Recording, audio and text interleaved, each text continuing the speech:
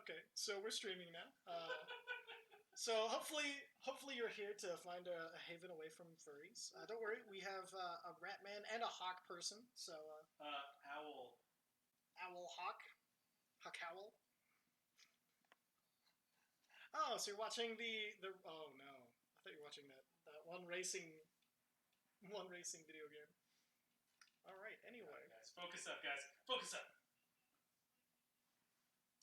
oh God, that's dark. Guys, I don't want to be on the internet anymore. You can't look away. It's pretty true. All right. So last time with the Dawnforged Company, you guys. Oh my God! Can I just start? All right, no. Last time with the Dawnforged Company, you guys had made your way into the Dark Delver mine. You guys had looked around and found all of these risen spirits of dwarves who had you had guessed worked there in the past, and they had come for you in their spectral forms. You managed to sneak around using a ratatouille technique of piloting, while Zephyr had turned herself into a rat to pilot Uza around, so he could sneak and get his sneak attacks. You managed to kill several things before they were a threat, and eventually came across two dwarves fighting for their life against the last of the Bahir. They had one thing holding off the Bahir, one thing that stood between them and death: a giant giant iron golem controlled by one of them with a headband that she wore. You managed to come in and help them finish off the Bahir and escort them out. You found out that they had been surviving for 3 days in that place and were not having a particularly grand time of it. The male dwarf introduced himself as Oysterlug Sapphire Sunder, and the female said she was the head of the mine and mining in Kern, and she introduced herself as Nini Lightbrand. You guys gave them shelter, brought them back to your fortress, your collapsible fortress, which you had set up in the kind of courtyard area, the front of the mine, and you helped them settle in for the day. Uza, you had made your way to the top to look into the sky and study this arrow, which somehow you had magically made have light. You somehow managed to light it up, and you don't know exactly how, but you see a spark of lightning in it as you're staring it down.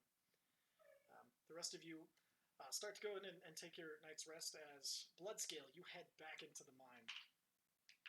And Bloodscale, as you start chipping away at the mine, you kind of enter in it, and it's still dripping a little bit. This is right before, it's about 9:30, and Bloodscale is headed back into the mine to do some mining, and on his own. He was keeping watch, and the Iron Golem also was keeping watch on the door as he headed into the mine to do some mining. And as you chip away from the various different the walls, you don't go in. How far in do you go? I forgot to ask that part.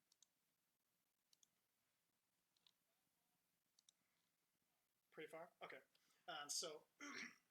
Can I get a perception check from you real quick? Since you have, you can't see in the dark, so I want to see if you notice something.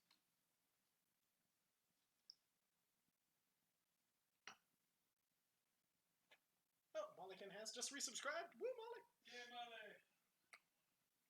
Ooh, that dirty 20. All right, so that's enough. That's exactly what you needed. As you're going kind of deeper in the mine, you see a vein of silver in the walls. You kind of, as you're kind of looking at it, you notice it runs all the way across a good 5-foot section. You can use 2 of your mining rolls to go after the silver, or you can go after the crystals, which are still lighting up everywhere around you in the dark. So you're going after the silver? Perfect. And as you dig your pick in, it's a lot softer than the rest of the wall, so it's really easy to kind of dig into the sides of the wall. And you spend a good 2 hours just picking away at this. Molly can't hear me. Really? Very weird. Okay, hold on 1 second. Let's change it up then. Da-da-da-da. Can you hear me now, Molly? And Molly, anybody, can you hear the rest of the people or the music? Hello. I can hear the people. Yes. Okay. Yep, I can hear. Perfect. Cool. Okay, We're good so now. we'll recap. So basically, they helped save two dwarves from this mine that was filled with a bunch of lost, dead souls, and was kind of crazy. They found two dwarves in there who were protecting themselves with an iron golem, fighting off the last of the Bahir. As the specters came for them, they managed to defeat everybody, bring them out of the mine, and they set them up in their own rooms inside of their collapsible fortress as. Bloodscale had headed back into the mine, and Bloodscale found, through a nice perception check, had found a silver vein in the wall about 5 feet long, and he was going at it with a pickaxe to try to loosen it up. And, as you're working through it after the first 2 hours, you managed to carve yourself out a good 12 pounds of this silver. Oh. All right. So go ahead and add 12 pounds of silver to your inventory. I did. And then looking around you, you still see some of the crystals, although their light seems to be fading just a little bit.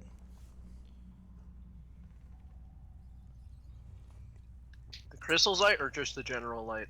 The crystal's light. General light, it's been pitch black in here. You're only able to see through your magical eye. Alright, well. I just go for a big bulk of them. Perfect. And this will be your last hour for your last roll. And are there any... I had 4 rolls. 4. Oh, we did 4, that's right. So this will be the... Do you want to do the last 2 hours, or do you want to look around some more? I'll just do the last 2 hours. Perfect. Push my luck as is. And were you looking for anything in particular, or just mining at whatever you can see? Just dick it off. Okay. So as you're going through this, you do manage to find the crystals are a little bit harder because they're farther and few between. They're not necessarily veins. They're just crystals that are sticking out of the wall. So you, by the end of it, you manage to pick yourself up another about 20 various crystals. You get about, let's see, I think it's 7 gold, 3 blue, 4 of the light blue, and then 6 of the red.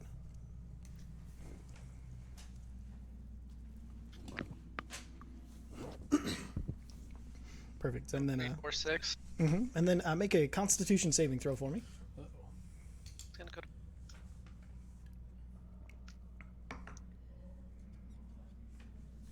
Perfect. You're just pretty tired after that. All right. So I assume you kind of make your way back after that, or anything else you wanted to do? Yep, just making my way back. I didn't see anything happening. I'm just going to bed.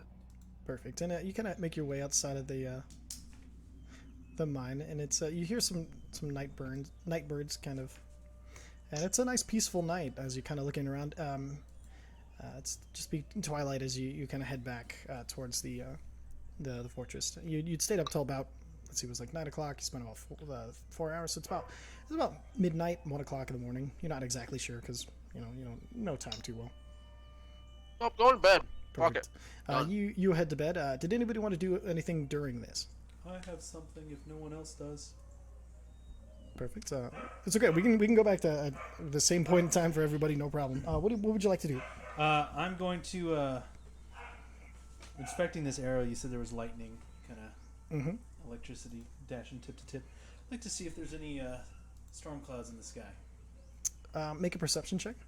I can do that.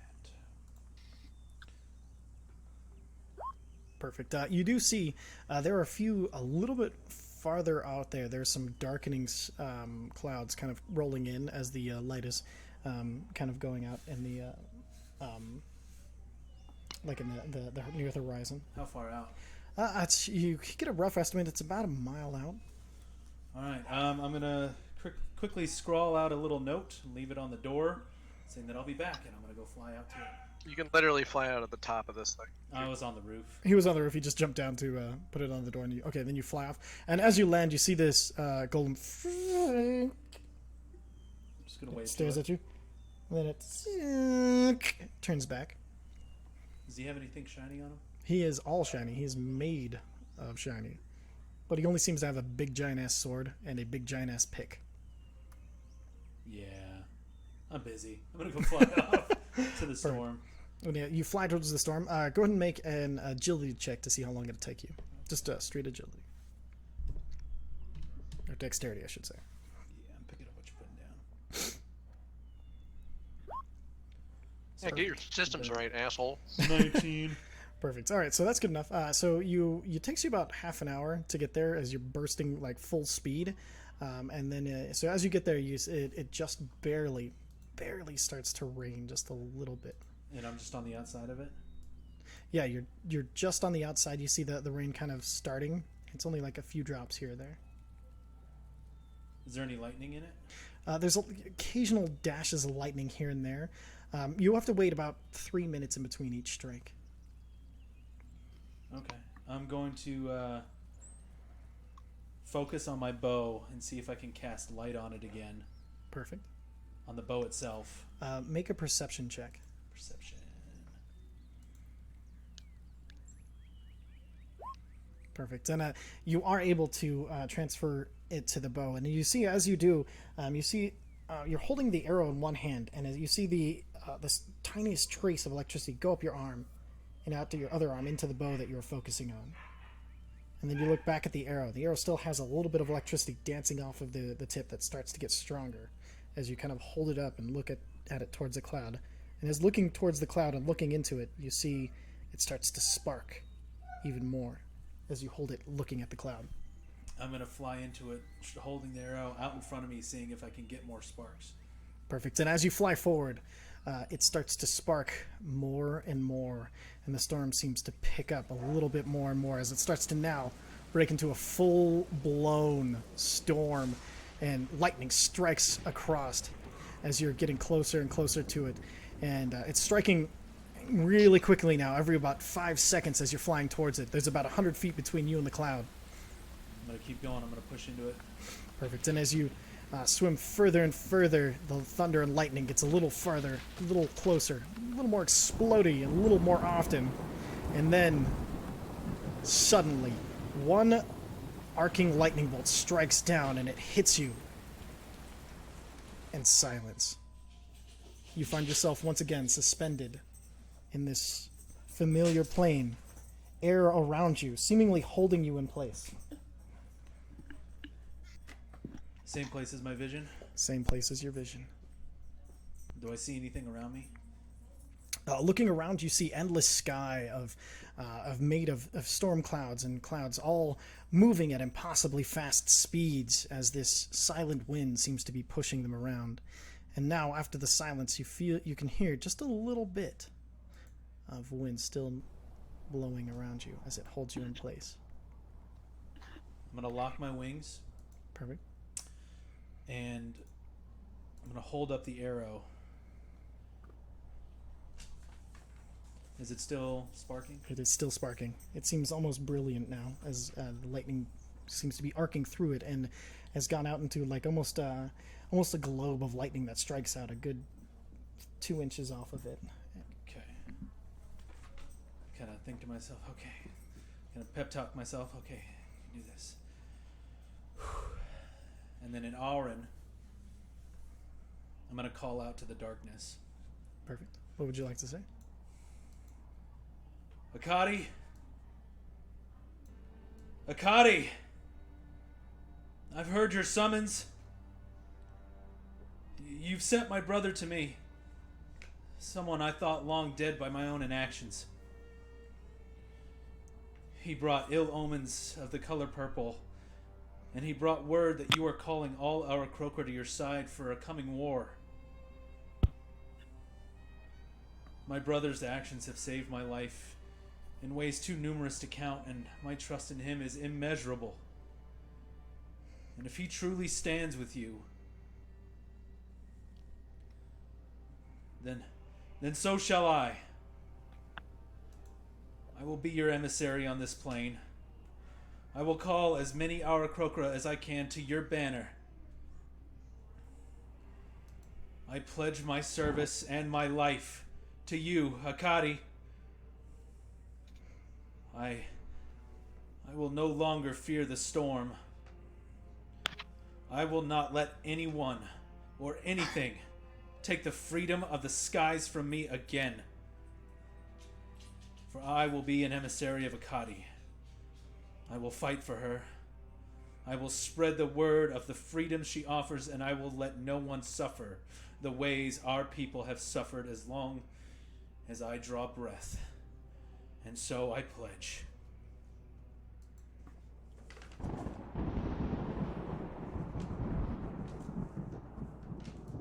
Echoing thunder seems to reply.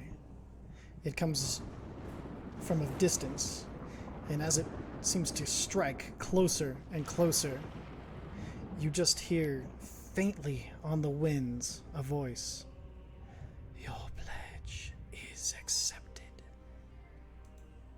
And then one final strike.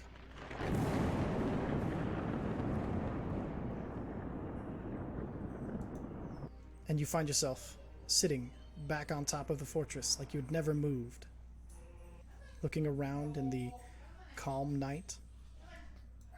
Everything around you still, except for this sound of a few birds chirping, as almost no time had passed. I'm going to go down and see if the note that I left is still there. It is not. What about the arrow? You take it out and look at it. Yes.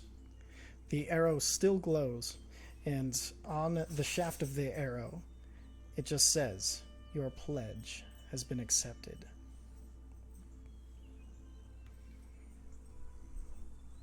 Going to take the arrowhead off and fashion a necklace out of it. Perfect. And so go ahead and make just a, make a religion check for me real quick. Ooh, +0. That's enough.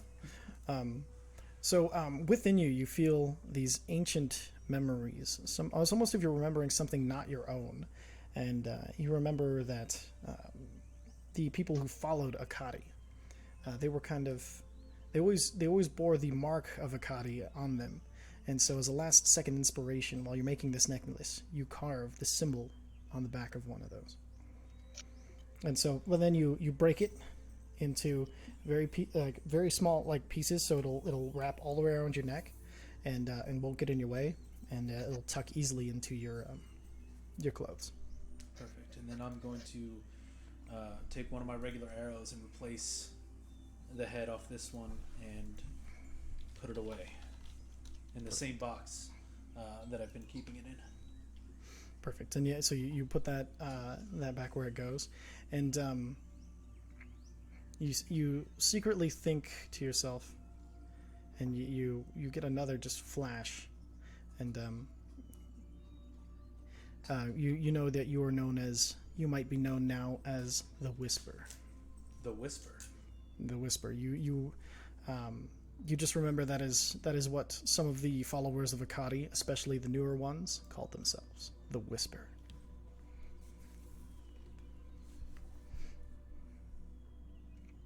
Would anybody else like to do anything during this time? I'm sleeping. Yeah, I'll sleep too. Perfect.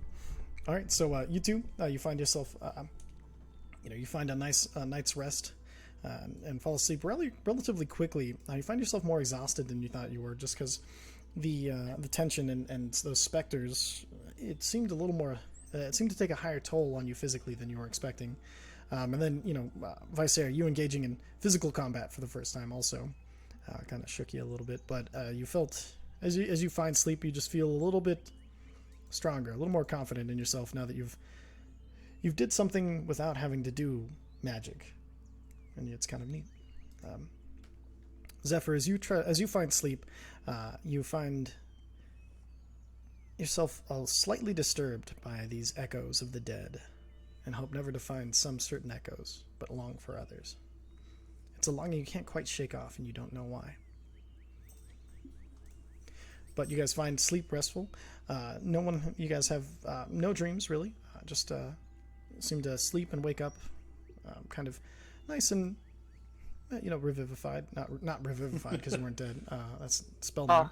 wrong. Rejuvenated, revitalized. Yeah. So and you so as you guys make your way down the stairs, when you guys wake up in the morning, what would you guys like to do? I go downstairs and I immediately walk down to the dwarves and greet them. And both dwarves are already up. You see the kind of male dwarf. His beard is interesting. Now that you're looking at it, it is cut short and short for a dwarf anyway. So it comes only about to the top of his chest. But on both sides, his mustache seems to be braided. And looking at it now, you see he's braided these large, round things into his beard. You're not exactly sure what they do. But he has his mustache goes into a full loop around him, and he seems to carry these things around with him everywhere. You notice that the last night when you had rescued him, those particular places in his beard were empty, but now they're filled back up again with these round things. You're not sure what they are.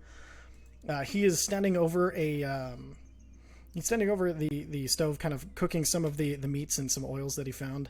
You see he tosses in a little bit of black powder, and it sparks off. And that's great. That's gonna taste just fine. And you see he's making bacon. He looks up to you. Oh, so our heroes are awake then. And she looks over as well. Oh yes, it's glad to see you. Would you like some particularly flavored bacon? Sure. I'm not gonna say no to good food, but you guys seem like you've been up for a while. Did you leave? I didn't leave, I just had a lot of time here. There seems to be a lot of useful things in here. So I managed to find what I needed, and I decided the least I could do was make some breakfast. Well, that's the least he owes me. I kind of clap my hands together. I'm like, well, breakfast, and then we need to get the supplies if I'm to help. Supplies, that's right. What exactly were we looking for? I didn't write it down, unfortunately. It requires some rare... Oh, you're muted. I know. Seriously, every time, knock it off. Not helping.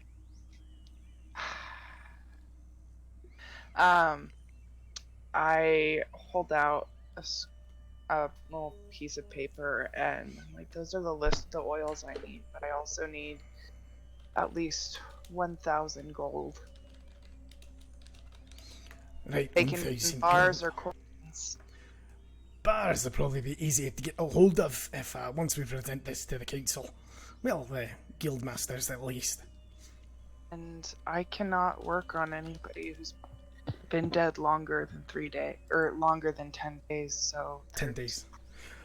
Well, I suppose we better get a move on then, or else we'll be pushing it real close. Yeah. Thank you again. And you're sure this will work? Like, I'm not saying that you're trying to lie to us, but, like, you're sure you can do this? I'm positive that I can do this. It's just that, like I said, they may not be a dwarf anymore. You very well could be looking at me or, even Bloodscale. It's really a draw of fate what they come back as. That's alright. As long as he's him, I can move away. Alright. I just wanted to make that clear and make sure you understood before we continued. Of course, I understand. Alright, that's enough sadness for now. Let's have some delicious breakfast. And he kind of lays down, he plops down these plates, and there's eggs that have been kind of done over like medium, and there's a bunch of like black thing. They've been blackened, but in very small places somehow, and they're very heavily salted and very heavily peppered. And then there's kind of like a slab of salted meat. And this also has been salted even beyond its salting, and then peppered on top of that. Good lord, man. It doesn't need to be this salty. You say that, but try it before you say anything more. I was assuming that Give it a I've go. been eating it. This is you as coming in on the stairs. You can smell the salt, and as you sit down, and he plops a plate in front of you as you say that. I'm guzzling it. Perfect. And so as you're downing it, It sounds awful. Do I enjoy it? How do I tell this? so actually it is quite tasty. The salt apparently wasn't regular salt that he was putting on it. It's some sort of like spiced salt that is actually really kind of nice. It gives the eggs almost like a backing of like a heated curry to them. The meat, although is you're not sure exactly what's been done to it, but it does have like almost like a garlicky, like sulfuric almost addition to it, but like also accented by salt, so it's actually pretty good. Let's see, Vicer, Okay. make a perception check. You might actually know this because you've been around dwarves. Perfect. Yeah, you recognize this also looking at it. You know he has used a combination of spices and black powder to make your breakfast. Oh, it's a traditional breakfast. I didn't realize. Well, nothing but the best for our heroes. Heroes. I mean, I'm sure you guys killed as many of those things before we got there as we did once we showed up. No, we couldn't kill one bit here to save our lives. We're just lucky that we stayed hidden for long enough. Well, alright then. I guess you're welcome. Why didn't anybody send in help for you guys? Yeah, 3 days is a long time. An excellent question. We'll have to ask people when we get home. It's gonna be uncomfortable, isn't it? Not very uncomfortable if I have anything to say about it. With that, Faf kind of floats into the room, not using his wings like he normally does. He's just kind of floating in through the air magically. And he kind of like wafts over to your plate and sits down next to it, looks you up in the eyes, and then kind of like looks down at it like this cool? Can we get a plate for Faf here? Absolutely, anything you help. Hold on one second. He gets back up and you see him. He throws in a few more little dashes and pap, pap, pap. Kind of like little explosions happen, and he brings over a tiny little plate with one egg and then like this. It's kind of made into like almost a sandwich with like an egg between two of the dried meat bits. And Faf digs in. He's loving it. You see him bite into it, and you see he like burps, and it like sparks, and like a little bit of flame jets out of his mouth. And with the flame as it comes out, it rainbow colors away. I love watching Faffy. Right? Oh, there we go, that's good. Perfect. And then Mesnos also comes down. He's like, I don't suppose I'll be able to have any whiskey for breakfast. No, you can't have any bloody whiskey for breakfast. Not again. You gotta, like, take a week off, man. Then I suppose these eggs will do. He kind of goes over and he sits down at the table. And as he sits down, you realize the table got longer when you weren't looking at it somehow. And now it's long enough that he can sit down. Huh. Also, that's very rude. You shouldn't make people who make your breakfast feel like their breakfast is second to what you really wanted. That's okay if waking up wanting whiskey before. I understand this one. And he kind of like grabs another plate and puts it down for Mesnos as he sits down. I do Lucky this pour a time. cup of my good. Let's see what I got left.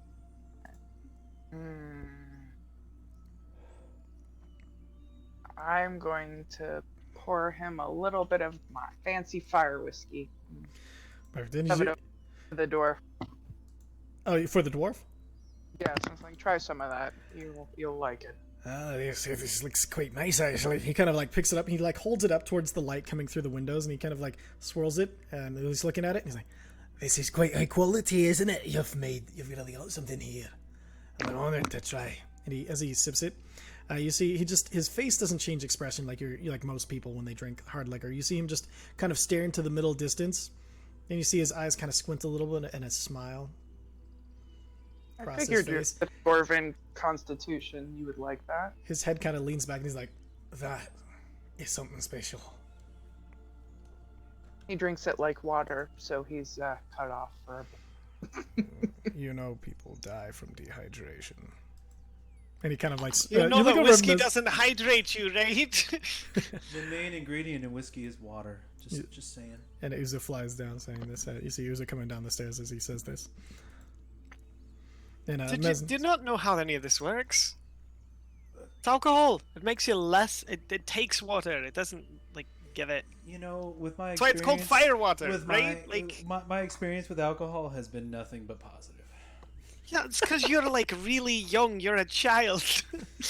Wait until you have the years of mistakes. I'm not a and child. disappointment to live You're a through child. Your mom's a child. And Mesnos during looks, this, Bloodscale comes down the stairs going, "Why are you so loud?" Sorry, I didn't think you could hear me.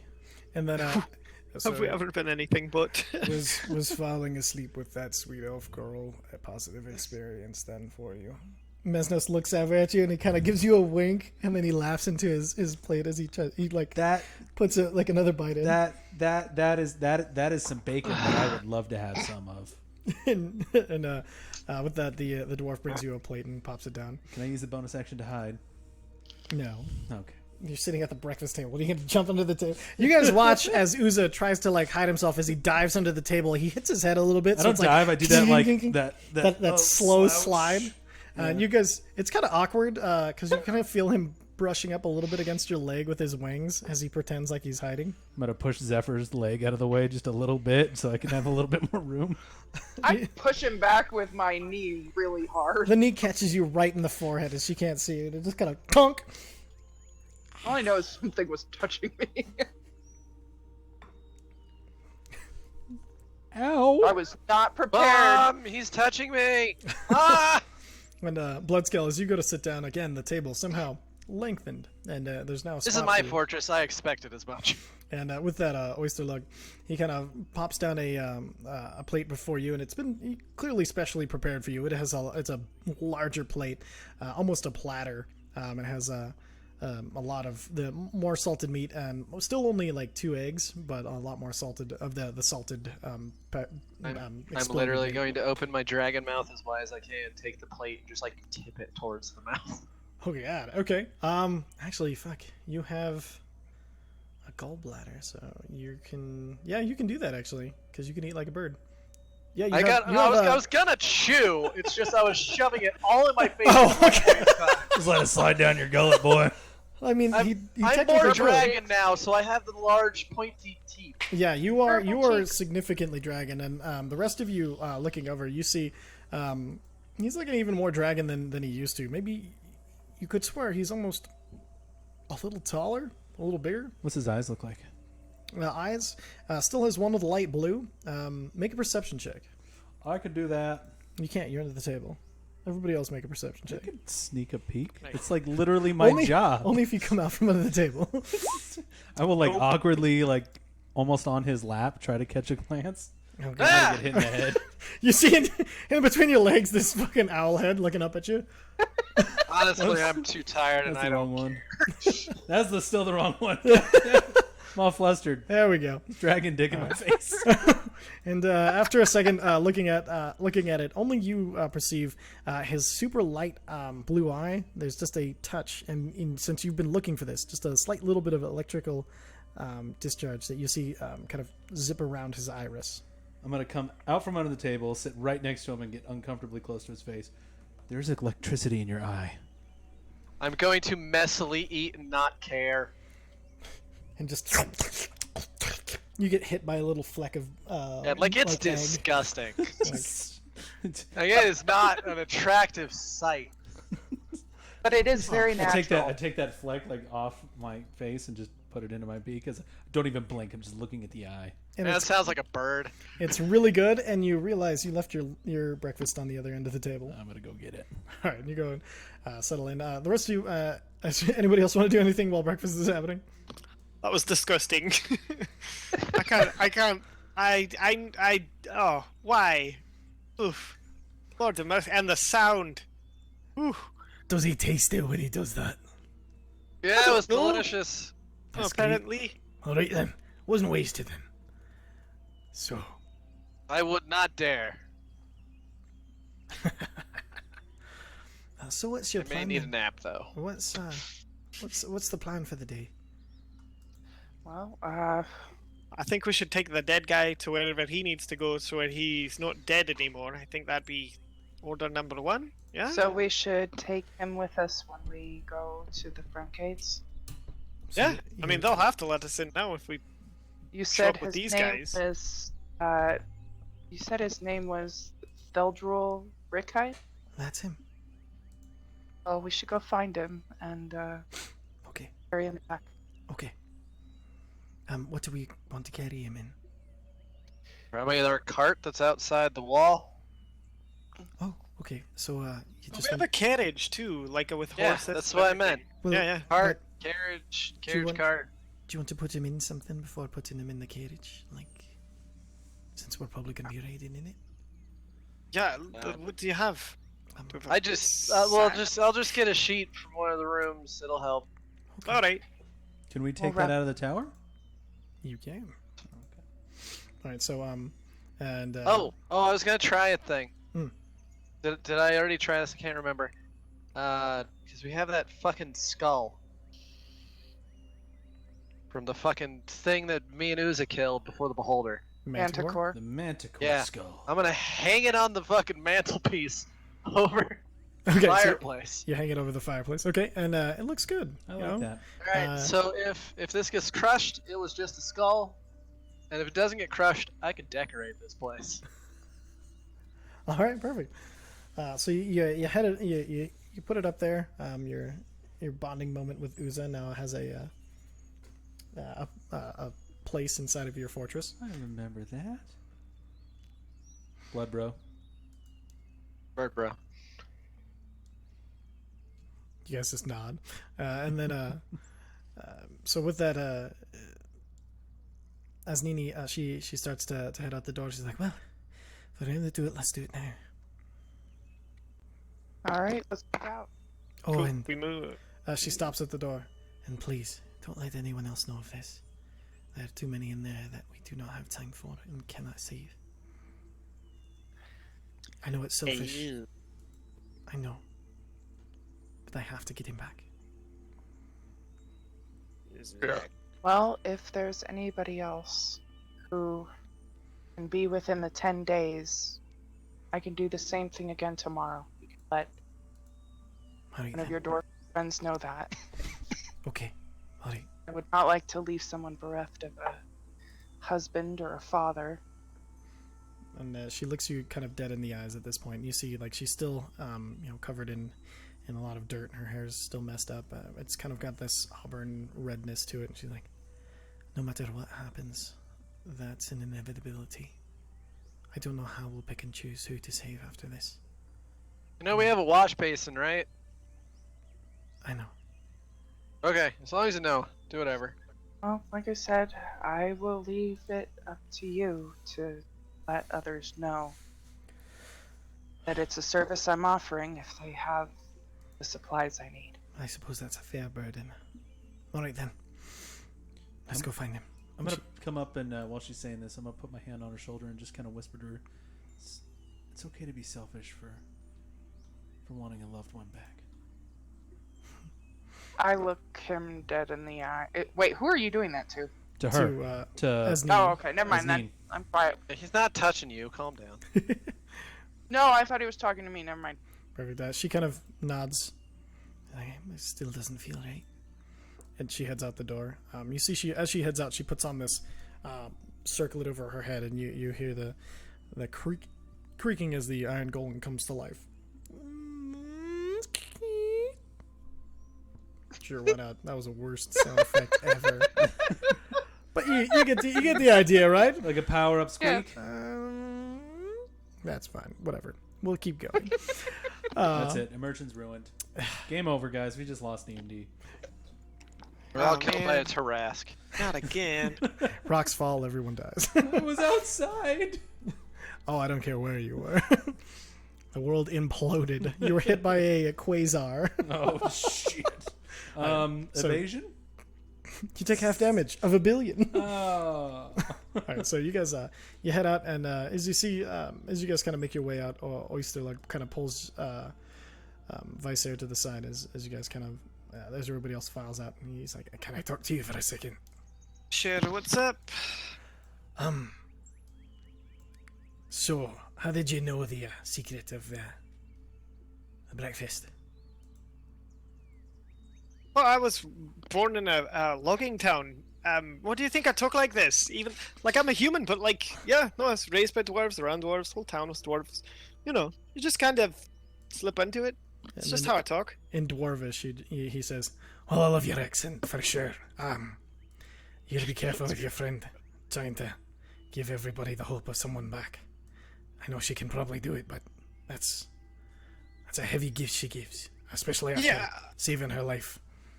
Well, we're heroes, right? So we're gonna try and save anyone we can as often as we can. So it's not really something that we're gonna stop or slow down. You know, like we'll be honest with you. We're gonna do our best, and if we think it's gonna work, we'll do it. But No, that's totally fair. It's just if there are people who knew that you could do this sort of thing, you might be people of interest. Is all I'm saying. is this not common? Do you guys have no clerics in this town? Have you not? Not clerics of that particular skill, and if they are, they're kind of held towards the royal family only. So be careful who you tell about this in Cairn. All right, well. Be careful of everyone in Cairn. Oh, what the fuck's up with Cairn? He's like, Cairn is not is. Alright, we're not in Cairn, so I can actually tell you. And he kind of like looks around nervously, and you see like he sees a fly, and he smashes it with his hand.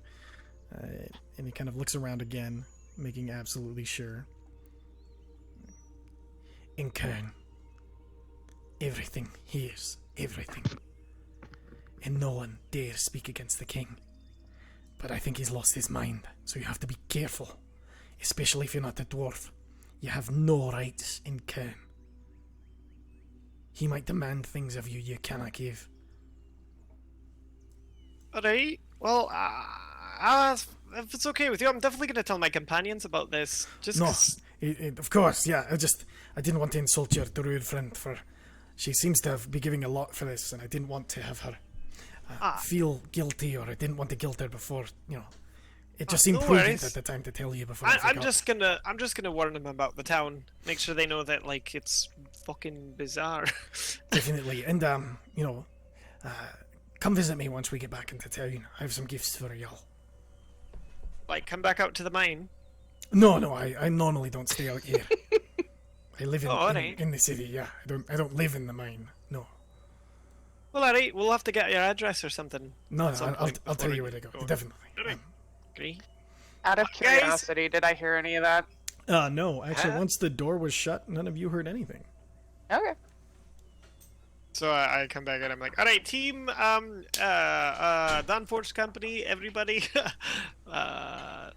Yes. This fucking town's gonna be really weird, like really weird. Apparently, the king is like half mad. You see and Oyster can like also kind of looking around. hear Shh, quiet your everything. voice.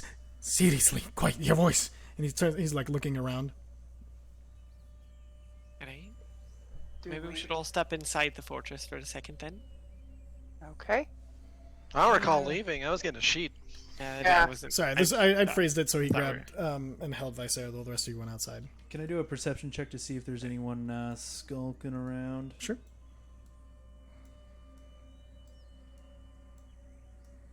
There it is. Oh, God. You don't notice anything. You hear birds, you hear bugs, and you don't really see much of anything as you head back inside. No dwarves outside. We're good. Oh, that's great. All right, so Nothing can get inside unless I say it can get inside. that's perfect. So basically, what's going on is the king is half mad. He can hear everything for some reason, and if you're not a dwarf, you don't have any rights whatsoever going into this town. I assumed So- that already. The last. Yeah, no, I'm just. Somebody's definitely going to try and sell me at some point, I think. Like, I don't know. I'm just very nervous about this. Would it be better or worse to sound like a dwarf? Much worse, unless you look like a dwarf. Okay, well, I'm sure. Oh, well, that's great for me. That's fantastic. Oh, Lord. Well, I do have something that may help with this. And Mesnos, he's do you mind? Let me try this. And you see as he ducks down and concentrates, and you see his rat ears kind of fall down towards the side of his head. His nose kind of shrinks, and he gains the pale skin of a dwarf as his black hair kind of extends into a long beard and long hair behind them. And he's like, did it work? And you look up, and What before the you shit is that? is a he looks like a dwarf with black hair with a white kind of dash through the top of it, and he's like, this. I found out I have this gift now. I'm gonna poke him to see if it's. Oh, unraveled. that's right. Fucking. Oh, Yeah, I do the Ah. same thing and change to look like a okay, perfect. And so, just a Visair looking dwarf. and as you poke into it is an illusion, and you kind of poke Mesnos, and you get like right in front. You're about to poke his dwarf nose, and about 4 inches away, you poke his real nose. He's like, "Ow!" Ah. Ow. Oh, that's weird. And then, so alter self, you actually do change into a dwarf. How do you want your dwarf self to look? He'll just have the Visair's like hair color and a big beard, and still have the pink eyes. Just turn Visair into a dwarf. Yeah, just turn literally. Visair into a dwarf. Perfect. But, yeah. Okay. Yeah. Perfect. That's what he would want. Okay, and you definitely, and so you guys watch as Vishair shrinks down, his hair kind of growing wildly, and this beard shooting out of his face. It's actually beautifully braided. I assume, is it braided? I'm sorry, I'm making a lot of assumptions here. Yeah, just roll with it. It's fine. Perfect, and it's beautifully braided, and his eyes, they're vibrant pink stays, and you see all of his clothes kind of change with him and take on this new form. Whoa. I'm gonna focus really hard and try to become a dwarf. Okay, and as you concentrate really hard, you guys see Uza close his eyes, and you hear him straining with the effort, and nothing happens. Does he fart a little bit? Yeah, I was wondering the same thing. I do. Okay, he just and as he's concentrating, That's he's what just kind of breaks me out of it. you just hear this little as all of a sudden he's out of It's a it. tight balloon knot. Sorry. He was concentrating insult. very hard. I'm No new to this insult to your- whole magic thing. No insult to your people, but I've spent too many years appearing as You breaking up? What was that? I said, no offense against the Dwarven people, but I will be appearing as I am. I've spent too many years trying to be something else. Well, there's no offense to the dwarven people, only our Mad King. I felt it rude not to tell you. Oh, that's why you guys are being covert about me being to resident people. I'm sorry, you're breaking up again. Why you guys are being quiet about me incarnating people. No, that's just because I'm afraid that if our king knew of your abilities, he might conscript you or try to enslave you and never let you go. Good to know, because I'd die before that would happen. And most of us would. I just Alright. couldn't bear the thought of it. Thank you for the warning. We'll play it close to the chest. Excellent. I trust. And I really wish that I could be telling you these things on better terms, to tell you that I could welcome you fully into my city and show you everything around, but I don't think it's going to be that way. Well, maybe we'll be able to fix your Mad King. He wasn't mad until recently. He wasn't the king until recently. Was he always crazy? I don't know. We never saw much of him when he was crown prince. What happened to your other king? Well, he died. In mysterious ways? I mean, he was old, so it's hard to tell. I'm sorry, Well- was that insensitive? No, I mean, he was a great king, but kings pass. That's what they do. Well, we have a lot of business to conduct in Kern. Maybe this is something that we can also fix. I'd love you if you could. Hell, I already love all of you. I love being saved when I thought I was going to die for sure.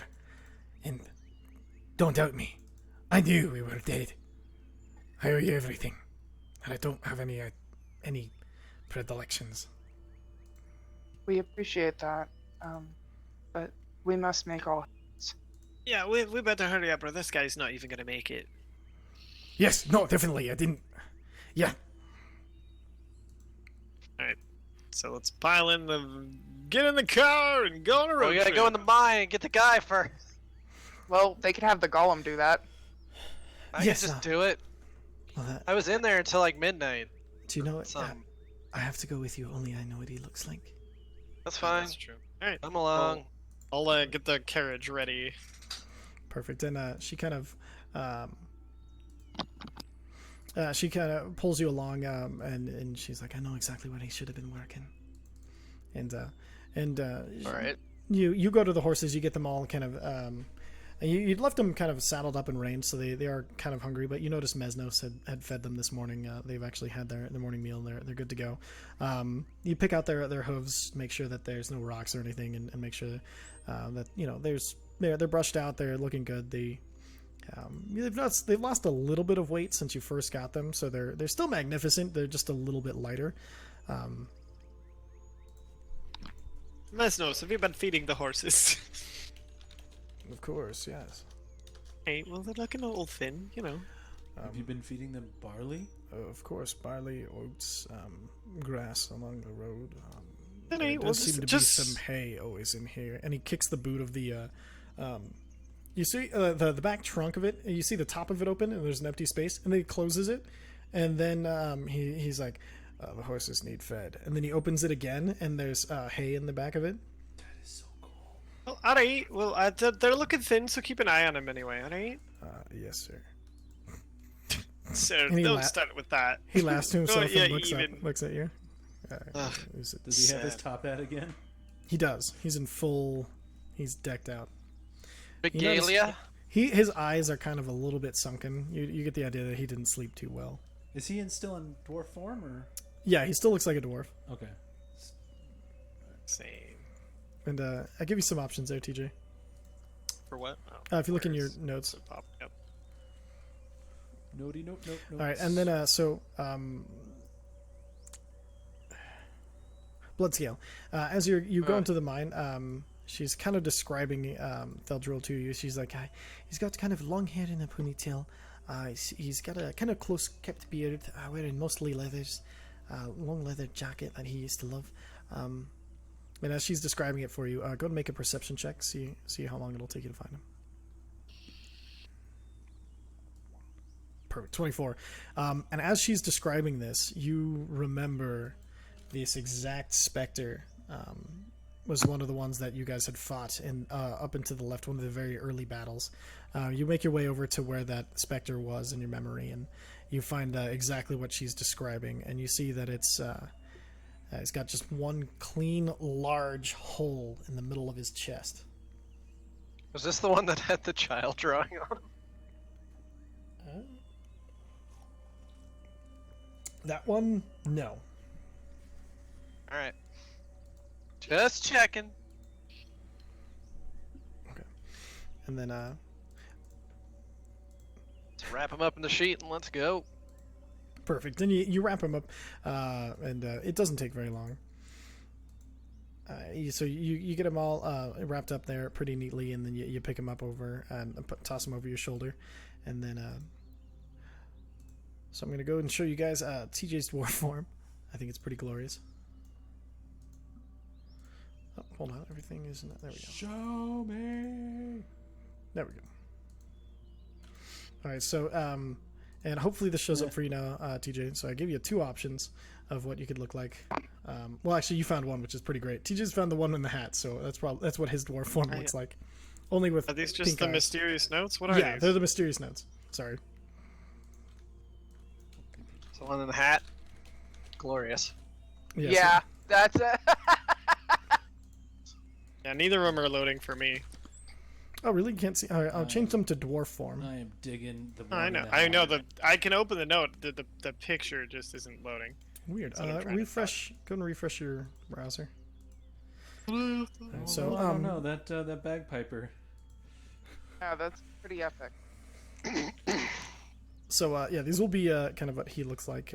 By Sayer Flare. Viflare. I'm digging it. I'm gonna go with the hat because he's sulky. Hat it is. Perfect. All right, so and then that's kind of what Visair looks like right now as he's getting the horses ready and everything. You get everything ready, you see Bloodscale coming out with a sheet kind of covered over her form. He's holding it not over the shoulder, but in kind of like almost like a bundle, but I'm not wanting to hold it like a baby, kind of like tucks it under one arm.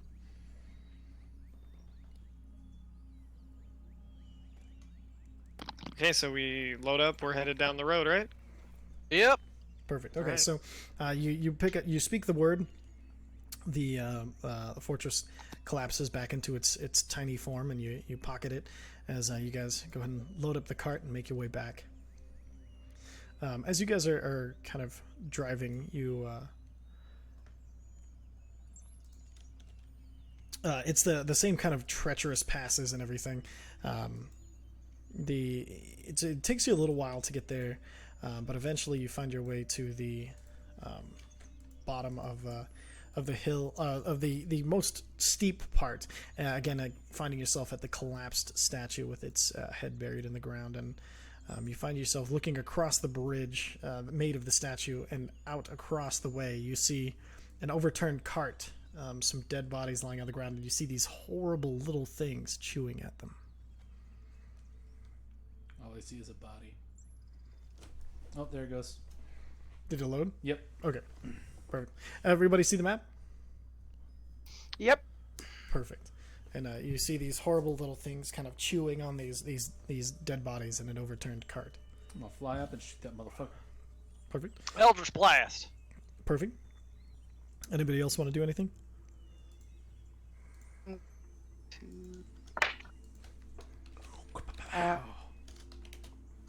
Maybe. I don't know. Cast Thunderwave.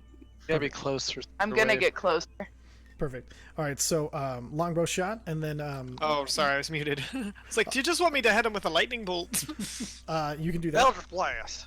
Roll the Eldritch Blast. Roll the lightning bolt. You guys have a surprise round on them because they are not looking around at doing So do I anything. get sneak attack since they're surprised? Yes, you do. Yeah. Do I get sneak attack? Yes, you do. God damn it. Do I? Oh, No, I That's don't. Have. special. That's such overkill. I don't even know if I want to use a spell slot for this. Okay, so Eldritch Then Blast. just use like Firebolt. I'll use my one of my stars. It's just the 6. Perfect. I'll use a level 5 magic missile Perfect. with sneak attack. Ice knife. Ice knife. Okay, perfect. So all of you, go and roll for the ice knife. Did you say ass knife? Ice. Ice knife. So, Jesus. It's that prison pocket Um, shiv. so Bullshit. Oh, that's right. Because we get an advantage, right? yeah, advantage because it's a surprise round. So 14. Oh, okay. Let me see that. 14 might still hit actually. Oh, right. I used magic missile and. Magic Wait, missile. did you want to? You said yeah, magic missile automatically hits. Right. And how do I do the sneak attack damage added to that? So sneak attack damage. I think it's 2d6 for. Because you're level 3 rogue, right? Well, no, he's not. He doesn't have actually things in rogue. So let me take a look at the spell that you used. 1 second. Not bad. I was over here assuming. 15. So roll. So it was roll an additional. So it's the base spell level, not including the 5th level. So roll 3d4. D4? Mm-hmm. Damn. Okay, Fuck. so and as all of you unleash an arrow, an So I eldritch hit blast. it for 28. Yeah, you hit it for 28 damage, and as you as all of these magic and arrows and everything just comes flying out of the cart, and basically you see these things that are on the bodies look up for a second, and go, "Ah," and then explode in death. They're just completely destroyed. You guys have decimated them without them even being able to attack you back. I did 30 damage. Yeah, holy shit. Eldritch Blast. Damn. Blast. And that's- What, fuck did we just kill? And the ice knife lands on the middle of the bridge and or no, sorry, it wasn't disadvantaged. So yeah, that actually the ice knife even hitting and embedding and exploding into its various ice damage. All right, they are dispatched with. I guess I'll go Hey, fly let's over keep there going. and see what the hell happened. Perfect. You guys make your way to the end of the bridge. I assume you fly up to there. And as you're kind of looking around, you see an overturned cart and it's got barrels kind of rolling out of it. And what would you like to do? Are these dwarves? They are dwarves. Well, let's ask our fellow dwarves. Do you recognize men And and women? as the dwarves kind of come down, and they're looking at it, and he's a city guard. Seems like they finally sent somebody for us. The hell are these things that killed them? And as you're looking at them, they start to evaporate in the black smoke, Oh, that's not good. and their bodies seem to shimmer before they disappear. Mesnos?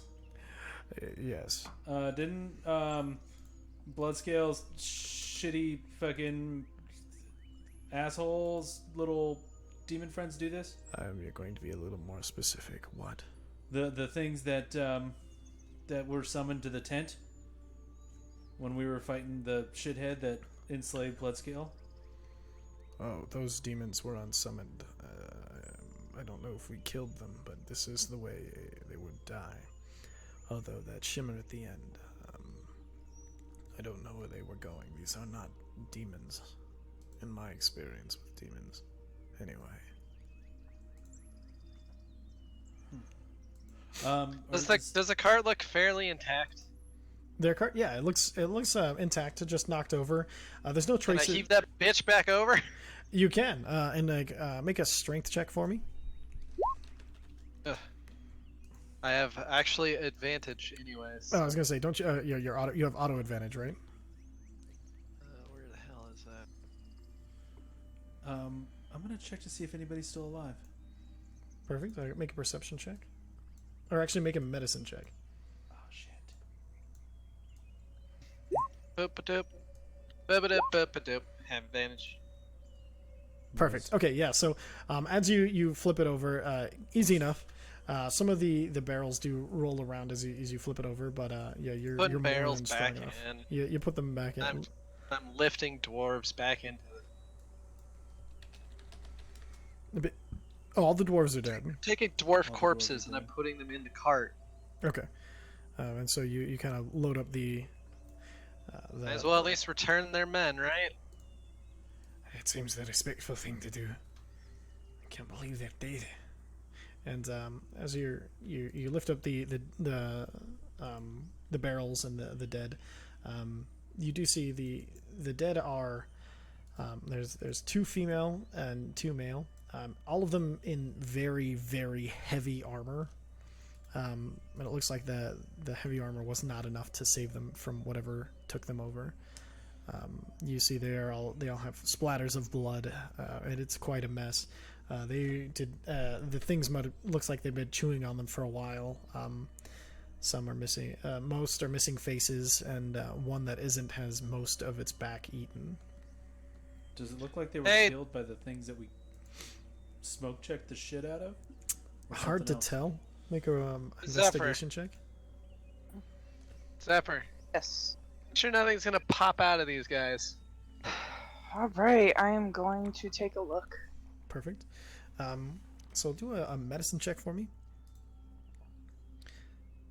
Perfect. Yeah, good enough. You notice that looking over these dwarves, there doesn't seem to be any implantation methods or any like deep wounds where they could implant like an egg. With your experience with the Salad, you gotta get an idea of exactly what it would be, and this does not seem to be that. They just seem to be regularly chewed upon.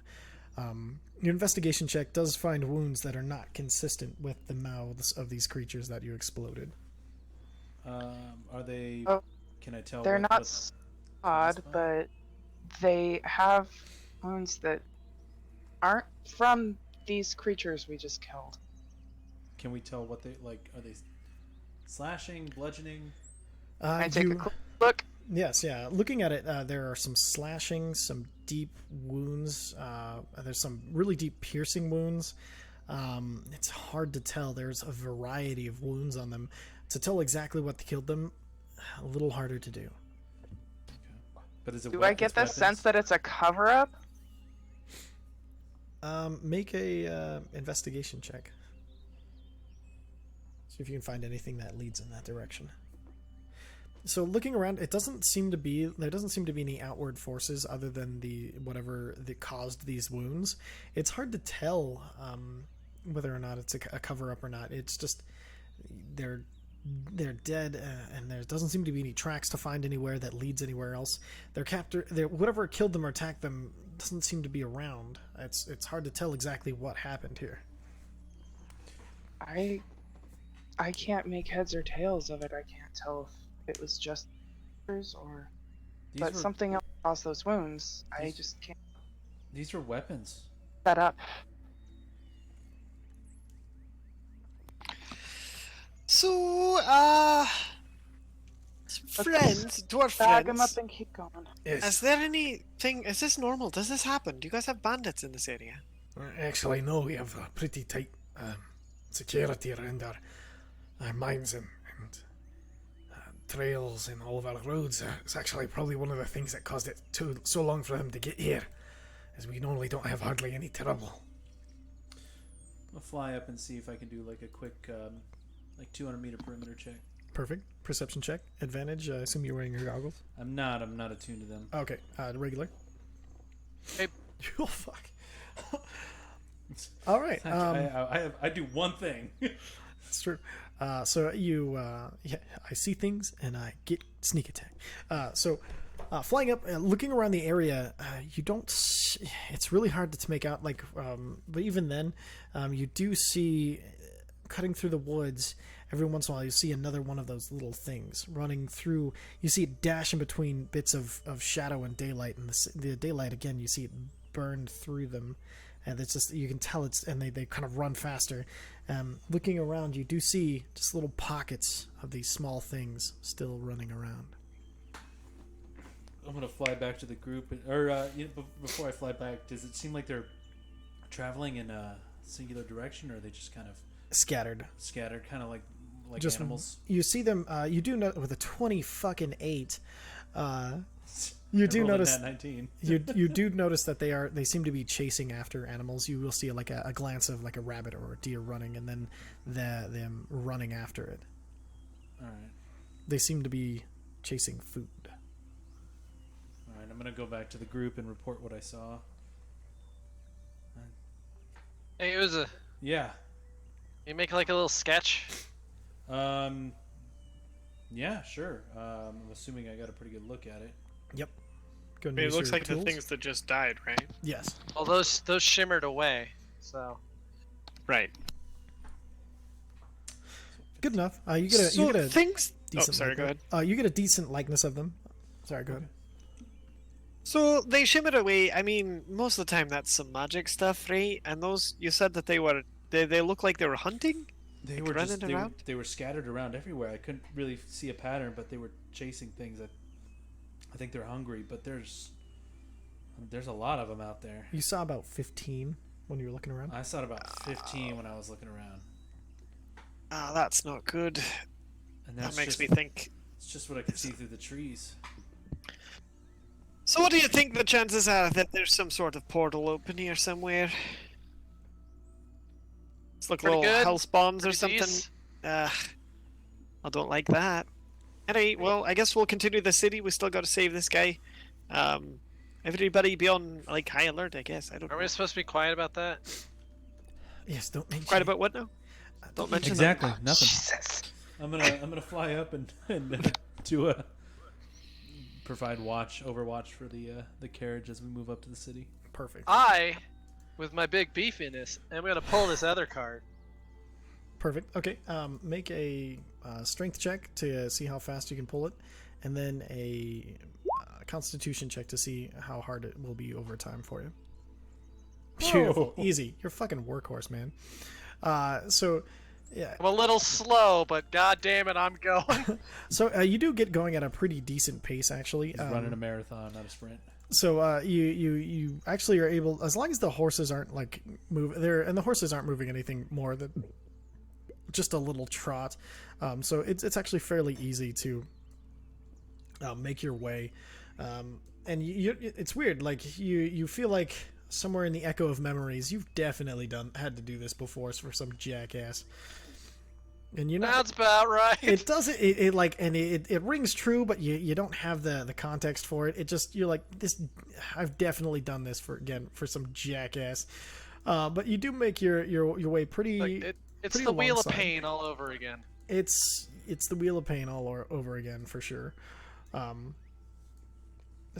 as you kind of make your way up the paths, and you do have to wait a little bit on some of the steeper paths for Bloodscale, but he's not too far behind as he just kind of keeps chugging through. Your perception check as you're looking around. Now, as you go, this takes a few hours, and you guys are kind of on the road for about another 3 to 4 hours as you're making your way back to the city. And now more and more, you'll see them run into the daylight chasing something, and then fall and die from the sunlight, and then evaporate away. Now that you know what you're looking for. Okay. Have I noticed if Vicer and Mesnos have changed back? Mesnos has changed back, but Vicer seems to be able to just do this now. That's really cool. I'm gonna just kind of yell down to the cart. They really hate the sunlight. Stay out of the shadows. Shit. I'm gonna turn my little tabard to white. Perfect. And as you switch it to white, it boom, changes. And black and white and black and white and white. So at least 4 more times, and then back to white. Every time. Every time. Perfect. And then eventually you guys find your way back to the outskirts of Kern and this long bridge that would lead you across. And at the front of it, you see Bardrin Bristlechin, the dwarf you'd spoken before, who sent you on to the quest. And as you kind of roll up, he looks up. He's like, "Welcome back. I'm pleased to see I didn't overestimate your abilities. But now it's before you enter, there are some things I'd feel remiss if I didn't warn you about. We've got some bad news. Oh, you have bad news. That's never great. Oh yeah, that's our friend All back up there on in the this other cart with like a couple dead dwarves on it. Ah, I see. I was hoping they would have made it in time to help you all. I actually had sent them myself, so I'll see to that and to their families. We found these things. I'm going to show them the drawing. We found these things eating them, but we're The pretty hell is that? we don't know, but we're pretty sure it's not what that- killed them. That is not of any use to me. I'm remembering his voice. I'm sorry, guys. Then in that case, I'll see to their families, and I'll probably leave out the details of exactly what happened to them, because that's kind of disgusting. Alright then, Karen welcomes you as much as it can, as much as I can. I do appreciate you for all that you do. I managed to talk them into letting me send somebody to help you, but I'm sorry they didn't make it. Now,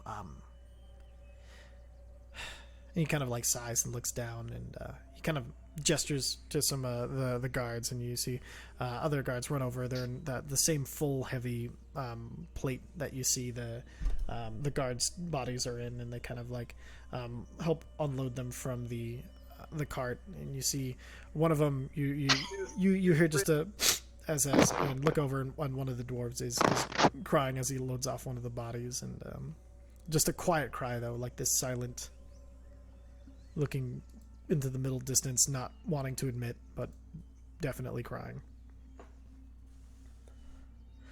well, it's been a hard day for us here. We are really hoping that they'd be the thing that would help you, but it seems like I even underestimated you. You made quick work of those Behir then.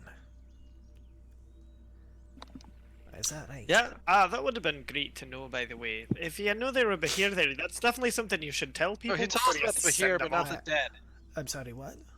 I did tell you about the Behir. What was that last part you said? I gently like go over to Vicer and put my hand on his shoulder. He told us about the Behir, not the undead. Oh, the undead. Sorry, the undead.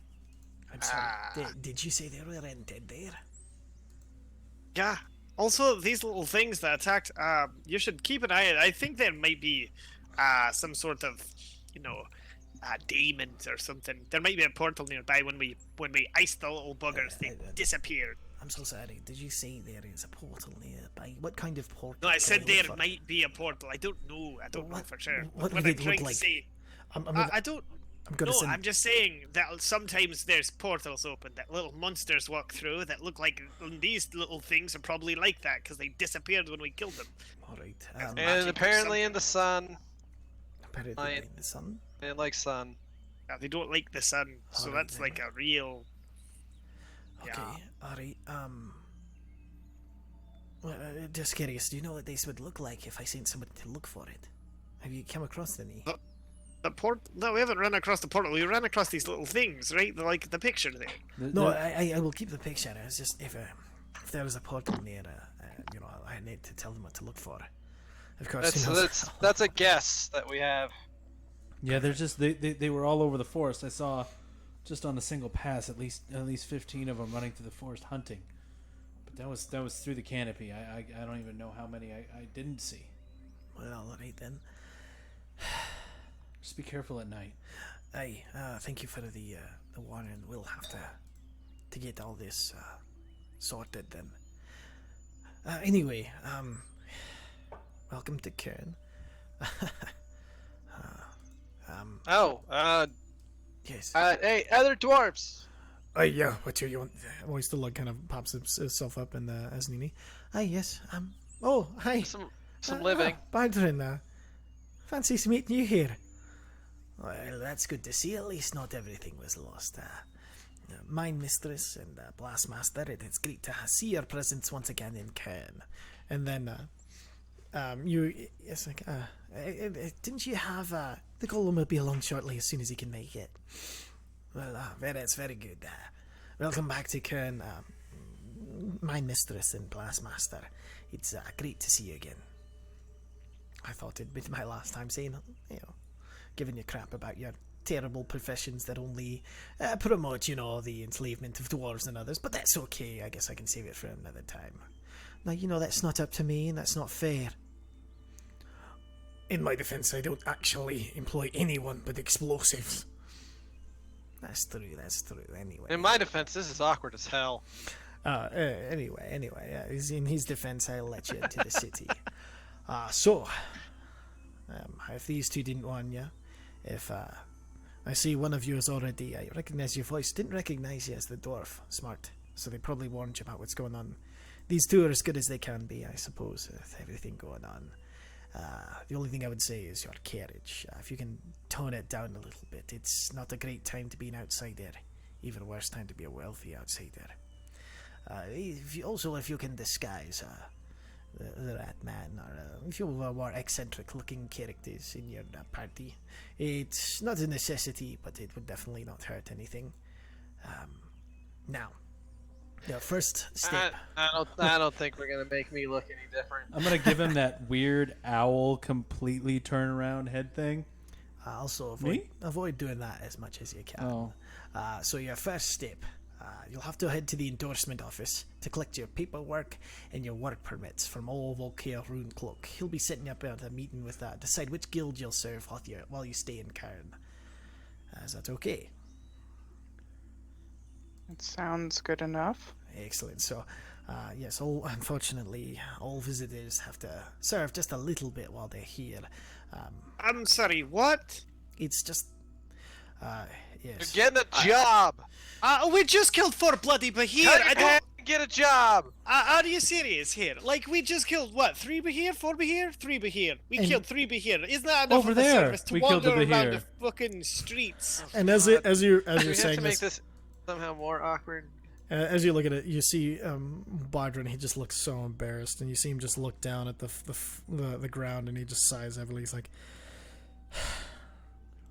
"That was the absolute lowest cost I could do to get you into the city, and even then, I'm probably going to have some repercussions for even allowing anyone at all. I'm probably going to hear about how the Great Dwarf Society can do it all their fucking own." And you see, he starts to like getting that weird, angry, like yelling at your job space, but like. And he just starts to go off on. He just starts ranting him, and he's like, "This fucking place, of course. No, I can't be fucking." I'm literally gonna cover his mouth with my hand. As you cover your mouth, he kind of looks up. At first, you see there's like this wild violence in his eyes, and then you see it just kind of calms to a sad acceptance, and he nods and says, God, we just "I'm yelled so at the sorry." minimum wage worker behind the counter, didn't we? And I'm just gonna I'm lean so down sorry and whisper about like, this. I get it. I'm doing this to help. Thank you. Then I Thank move you. my hand away. Thank you. I just. Yeah, and if I need to talk to your manager, I'm just kidding. Calm down, Karen. Oh fuck. Shit. Okay. Sorry. What's next? You gonna try to sell me doTERRA? Well, doTERRA sells itself.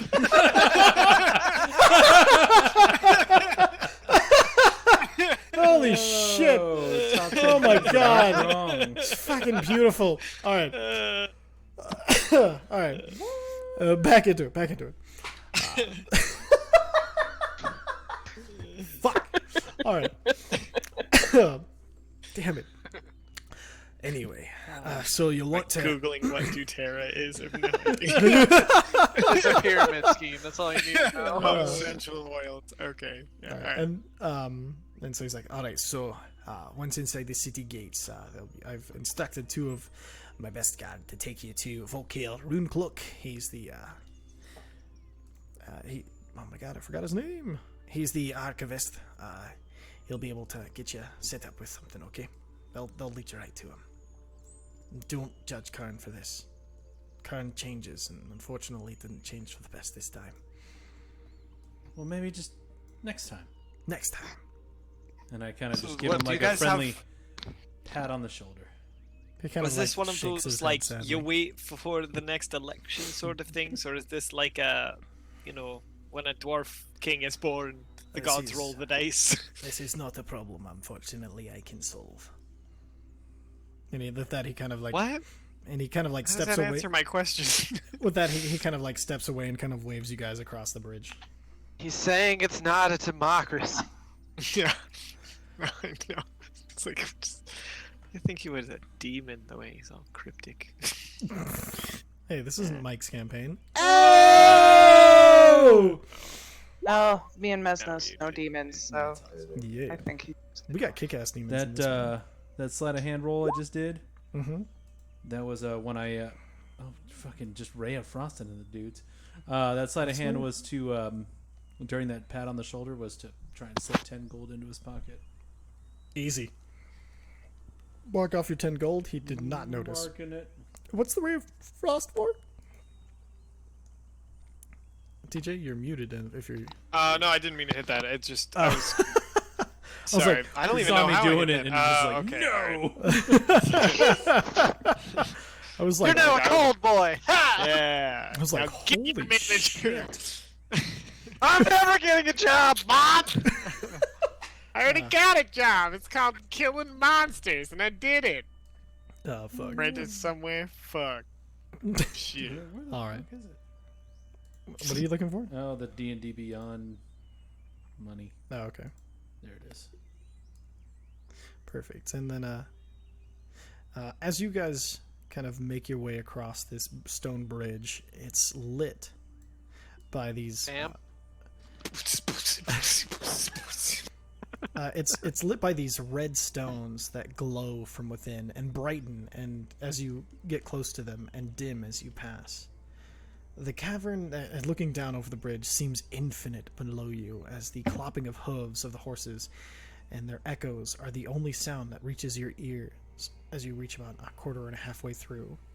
Ahead of you, there's a great mural carved into the floor, and on the other side of the mountain as it has been carved out.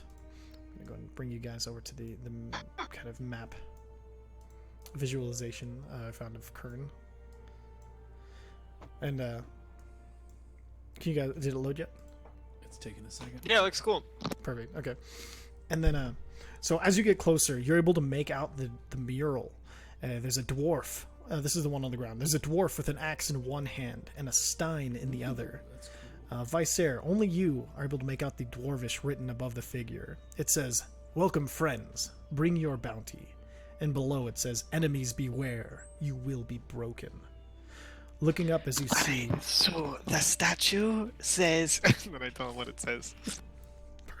And then It's ominous. as you all look up after hearing this, you see a gigantic face carved into the mountain that looks down sternly.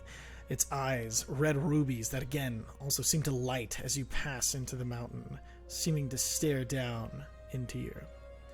And at first, the passage, as you go through the gates, seems claustrophobic, and Uza, you feel your throat tighten a little bit.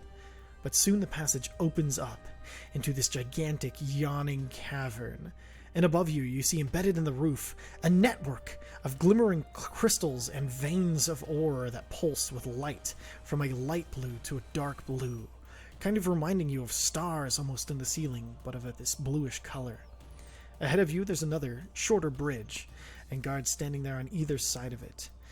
Beyond it, you see lights of a bustling metropolis, and it glows with a faint orangish, yellow, reddish glow, and the guards are standing on either side of this shorter bridge. Beyond it, the city seems to stretch out for miles, almost making its own horizon under the mountain of light. Guessing this is quite a bit bigger than Vernder. This is about 5 times the size of Vernder. I'm just dumbstruck. And so as you guys are making your way across, a guard kind of like waves over to you, and he's like, I assume you're the ones that Bardron was talking about. Yeah, that's us. Perfect. All right, so you want to make your way across the bridge, and then immediately you'll take a left. Unfortunately, I do have to escort you, so I apologise for the short legs with all of you outsiders. That's okay, I'm normal, you're tall. Who cares? Things, fact crawl, follow me. And he kind of gestures and takes you across this shorter bridge. And the city in the distance, as you get closer, you see it's just there's a network of different roads and everything, and these same red crystals and fire seem to light most of the city right now. It's as you entered in the mountain, it was about 4 o'clock, and it was bright outside, and you notice that they seem to keep time with the outside world, just judging about the amount of light that you see available to you. You're not positive, but that's kind of what you get the idea of. And as you make your way across the bridge, you're led into he kind of leads you to the left, and then you have to park your horses and your carriage outside as you make your way kind of into this small office. And as you're kind of brought in, you see that there's this old weathered dwarf inside. And he's withered, extremely old. In fact, you don't really have a good idea how old he is, because not knowing dwarves too well. Let me pull up. Not even me. And he does have not even you. Well, I guess you particularly would know that he's probably in his 300s. He is ancient, and you see these spectacles on the end of his nose as he's kind of looking over a book and reading it, smoking a pipe. He has a small mouse, a white mouse, on top of his gray hair and his kind of more shaggly beard as he's smoking the pipe, looking at this book, and he's kind of thumbing through it as he casually looks up. Oh, yes, who might you be? If I could ask if that's all right, tell me who you are. Have you never heard of the Dawnforged Company? I've never heard of the Dawnforged Company. Oh, well, we're just the greatest adventuring troupe of the age. We're the bee's knees. Bees' knees are quite important to me, Yes, but no, of no. no sort of anything to me, so you may be whatever part of the alright. insect you wish, but We just recently helped with, the mine over there. We killed a couple here over there. no idea what you're talking about. The deep delver mine. Did you not know? I don't. It's not of my realm. I don't actually care that much. You there, the talkative dwarf, come here, away from the others, real quick. Yeah, alright. Just 1 second, and I'll be right back. I wander off with him. So do they know all about the procedures in Kern, or how much do I need to explain to them? I would start from the beginning, probably. I don't think they've ever been Apologize. here. Are you not from Kern, my friend? No, I'm from a small logging town. Which- Actually, I say the name of my logging town that I never made up. Sorry. All right. Have Logging you ever town. been to Forest Hills logging town? I have never actually been there, but I've heard of it. Well, in case you're not familiar with the new current way, they will all have to commit a small portion of their time each day to... I'm sorry, you're cut out right there. I said, You began to say it. they will all need to contribute a small portion of their time to one of our various guilds in order to maintain their visas here. I will need to have them fill out in full Dwarvish these forms, and he starts to reach behind you. Lord, there's forms. He now. goes through the stack I of papers, and he pulls one out, and you see he taps it with this wand that he pulls out of his breast coat. He taps it, and little copies of it just keep falling off as he taps it, one for each of you. Then he puts the regular one back into the pile, and he hands it to you. He's like, now, if they don't know Dwarvish, I'm sure you can help them with that and save me quite a bit of that's time. not the problem. The problem is, That's not the problem. wait, I don't understand this town at all. You're gonna have to help me out with this because Very well. we are adventurers, and we've done a job. We've definitely worked for the city of Kern. You know, it's your yes. mine. You know, we've killed a couple Bahir, and no small nor easy task. Right. Do we really need to do this? You know. Well, I mean, everyone has to work while they're here. How do we know exactly if you're up to any good or not? And you might have benefited we are the doing city. we are Yes, doing what a is job. it? We're doing a job right now. What We're on a quest. But what is There's that? work to be done. And what benefit does that do to Kern? Well, we're only stopping the forces of fucking nightmares from entering our realm and destroying everything in life as we know it, which I believe includes Kern. Yeah, Then do you I have believe that does. proof of this threat? Of course. I'm not gonna show it to you. Well, Because then that would be irresponsible. The whole world is at Dad's case. What do you want me to show you? What would you like? Got me the official the world is fucked document. If you have no proof of your claims, then I unfortunately I will have provide. to fill Alright, out what the would you take as paperwork. proof? I have no idea. I've never seen proof of the world. That's right. You've never been on an adventure, have you? In all your 300 years, have you? No. I'm just that asking. This is a not legitimate fair. question. Adventure I is just- not for all walks of life, or I- else it would just be regular life. Yes, but you're just now. saying that my job isn't a real Fill job, out the which is paperwork, or you will insane. not come into my city. Just stop talking over me, boy. Ugh, I can't stand this place. You'll get used to it, or you'll leave. Either one. That's what everyone chooses. And he kind of mutters into his stuff. Well, good luck with that. Just for an overall, for my sake, roll a persuasion check.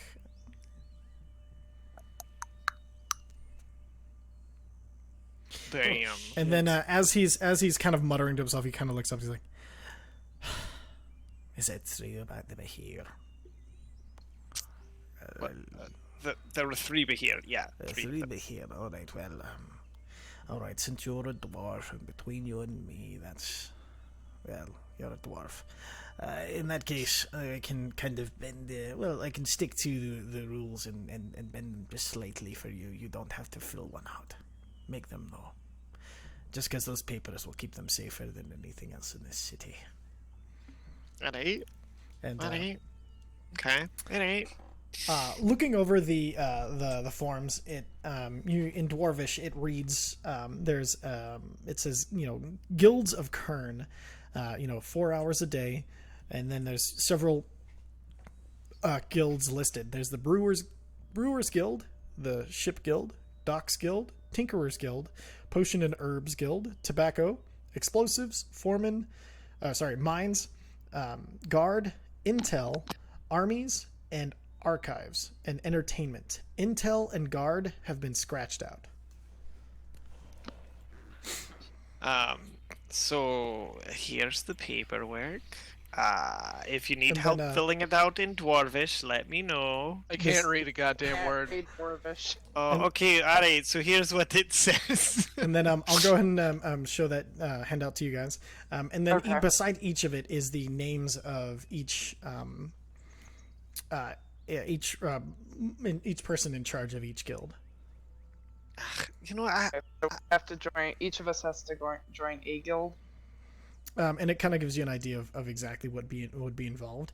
And then he again, as you guys are looking over this, you hear this from Volkir as he kind of waves you back over, Visair.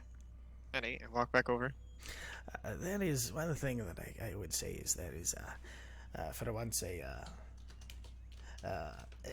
gathering, the monthly gathering of all of the guild head happening right now. If you wanted to go and meet some of them, I could possibly get you at least that far if you wanted to at least know who they were committing to. You do seem to have the interests of Kern in mind, and so I would be more than happy to write you your passes to this one celebration. Alright. Alright then.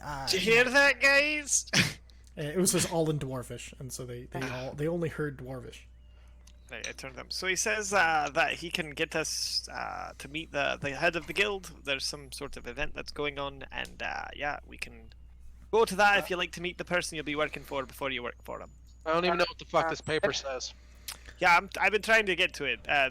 Basically, see, this is the paperwork for just going into the city, and you have to sign up for a guild. The guilds are listed here. I sort of ramble off the list. Is there a handout for this time? Oh, okay. He What's asked you a that? question, Ty. Is there a handout for this? Yes, Yeah. yeah. It's in the Where is it? the handout is in Kern. It's right under the lore tab. Alright, so, you know, Brewmaster, Master of Fleet, Dark... yeah, they're alright. Desnos, yeah. you cannot be with a brewmaster. Yeah, that's not allowed. That's okay. It would ruin the magic of it. I whisper, Ever seen a sausage made? I like gesture for everybody to come in closer. Come in closer. So, like, the only reason they've told us a bunch of this stuff is because there's like, it's because I look like a dwarf right now, and they're like super racist. Like, should I drop the guys now? No. No. I think I. Oh, alright. Okay. That entire time. That's you now. You're literally our This, only this foothold town, in the that's you city. now. But when they talk about the things that happened here, You're not from here.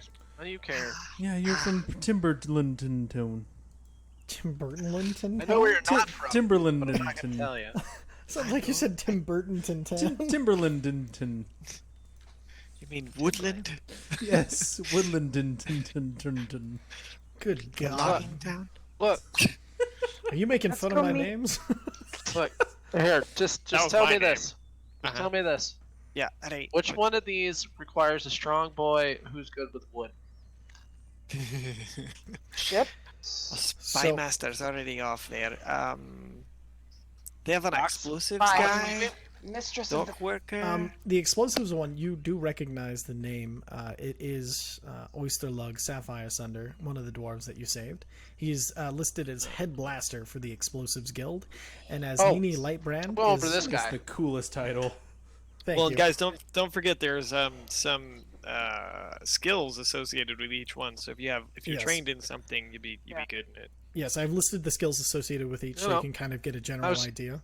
And then as Nini Lightbrand is written as Mistress of the Mines, and it's Athletics Acrobatics, and that's the other dwarf that you saved. I literally just make a check mark next to Zini and just like, there we go. Alright, I'm definitely going to go into entertainment. Clearly, someone like me. I'm going to... I'm gonna be famous for not being famous. Oh, Lord of mercy. Maybe, Oh. Hold on. maybe I should do entertainment, or maybe I should do potion herbs. Plant shaper. Well, that might be good. Or do plants. You like plants? You should do plants. Yeah, I think I'll stick with what I know. Perfect. So you want to go for the potion and herbs? Maybe you should take Mez with you. Yeah, man. Actually, I was quite interested in the Tinkerers. Well, Aren't you Or- fair? that's fine. Oh, actually, tobacco also seems quite nice. Fuck. We already have you started on one habit. All right, Yeah. in that case, Alright, Tinkerer. Nobody's shown Bard Spice ever. I think we already gave him some before. You Oh, have- whoops. Not my That was No. probably my fault, wasn't it? No, I'm that gonna was find my the fault. Spy master. Actually, And it wasn't. It wasn't Fox Bart joint. Spice. As much as you would like to join the Spy Master, it's not an option. There's no way. I There's no mean- way they're gonna let you do that. You say it. Mm, It's literally crossed out. Like you Oh. literally can't do it, well, I mean, that's. right? Ty? You said that. Yes, Spy Master is Spy Master, and then armies. I said, sorry, are the ones that are scratched out. Guard, though, it says Bardrin Bisselchin, the dwarf you've also already met. He's the keeper of the keys, and it's investigation intimidation. Well, we're gonna be introduced to the guild heads, correct? You don't have to Go meet choose him. yet. You can go meet him. Oh, I know exactly what I'm gonna do.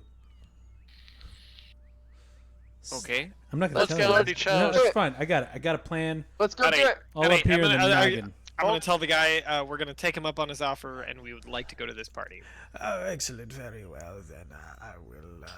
He kind of turns around, and you see he pulls out like another stack of papers, taps it with his wand, which is kind of it's just like a wand of duplication. And so he kind of like starts going through it, and he's like, "Oh yes, well, there's, and he kind of like he starts to like go super slowly through it as he's like filling out. He like licks his thumb and like puts it over the quill, and he starts to write, and it's just like Okay. you guys are sitting in there this awkward silence as it's like scratch. While scratch, that's scratch, happening, scratch, I'm gonna grab my saying and go, mines. Help me, mines. What do you mean help you with mines? What are you talking? I can't write on this. He wants it in Dwarvish. Oh, right, alright, sorry. Oh, give me a second here. Alright, you got the check mark, that's helpful. I quickly, fill out the rest of the form for him. Perfect. Okay, so you fill out the form, and then so I I've start marked doing everyone else's too. perfect, and I wrote their names next to it, so in the handout you all know what you're doing. Well, we don't have to choose right now, or do we? You do You not don't yet. have These to, are- going to but meet I them. am. Okay. You don't have to. So only blood scales is filled out for now, Okay. unless anybody else wants theirs. I filled out, I fill mine out too. for entertainment. Okay, you fill yours Yeah. out. I'd rather get to know them first. Perfect. And so I'll put these tentatively here, and then you can always change them later. And so after a good long bit of scratching in this awkward silence, he kind of looks up and he's like, Yes, and if any of you wish to be help with the archival of the histories and goings-ons of Kern, I could use the assistance. It's only me down here, and there's quite a lot to go through. and he kind of gestures behind them, and there's like all of these like different disorganized papers and scrawling notes and scrolls everywhere. Just sign up for the archives. I am Vokir Rune Cloak. I only told this. Did I tell you? I don't remember. Anyway, what was I doing? Oh yes. You'll pass here. And he kind of like hands you out this piece of paper, and he's like, oh wait, no, and he grabs it back, and then he melts a little bit of candle onto it, and then he presses a signet ring on his right hand into it, and he pulls it back. There we go. That should do the job. This will get you into that, dear boy, and hopefully I will be seeing one of you again to help me in this monumental task. And you see he kind of like looks really sad for a second, and then he looks up, along with you. He kind of like waves you out of his office. How many doors and windows were in that room? One door leading in. Okay, then never mind. Okay, and so as he leads you out, you come back to the dwarf guard waiting. He's like, "Oh, so did you get your job then?" Kinda. Kinda. What does that mean? I think so. We're gonna go to a party and ask the people to see how they. Oh, they'll let you into the party. All right. What party? I don't know. They said there was something with the guild heads. Guild From heads. the paper. Yeah. Here's the. Show He them kinda- the paper. He reads it. Ah, a guild master is apparently having their fancy meeting that they don't invite anyone else to. So let's see what that's all about, eh? And he's kind of like, oh, you have to leave the horses. How do they do with, inside? I mean, they're horses, right? They just. Yeah, they're that's- horses. That's They need to be fed. All right. I do have some stables we can drop them off at. The carriage, though, you're gonna keep that with you. The What? The carriage, the carriage. Right, how am I Your supposed to keep it with me? wagon. What? Yeah, no, I get what you're saying, but like, how are we supposed to keep I it don't with us? know. What do you mean? It looks like the place people can live in. I don't know your fucking plans. What kind of town is this where you can't leave a freaking... It's fine. Oh. I just wanted to double check. Fine. I'll drop it. What? And he kind of whistles, and another guard kind of runs over. I always say go down here. Don't take the horses to the fucking stables.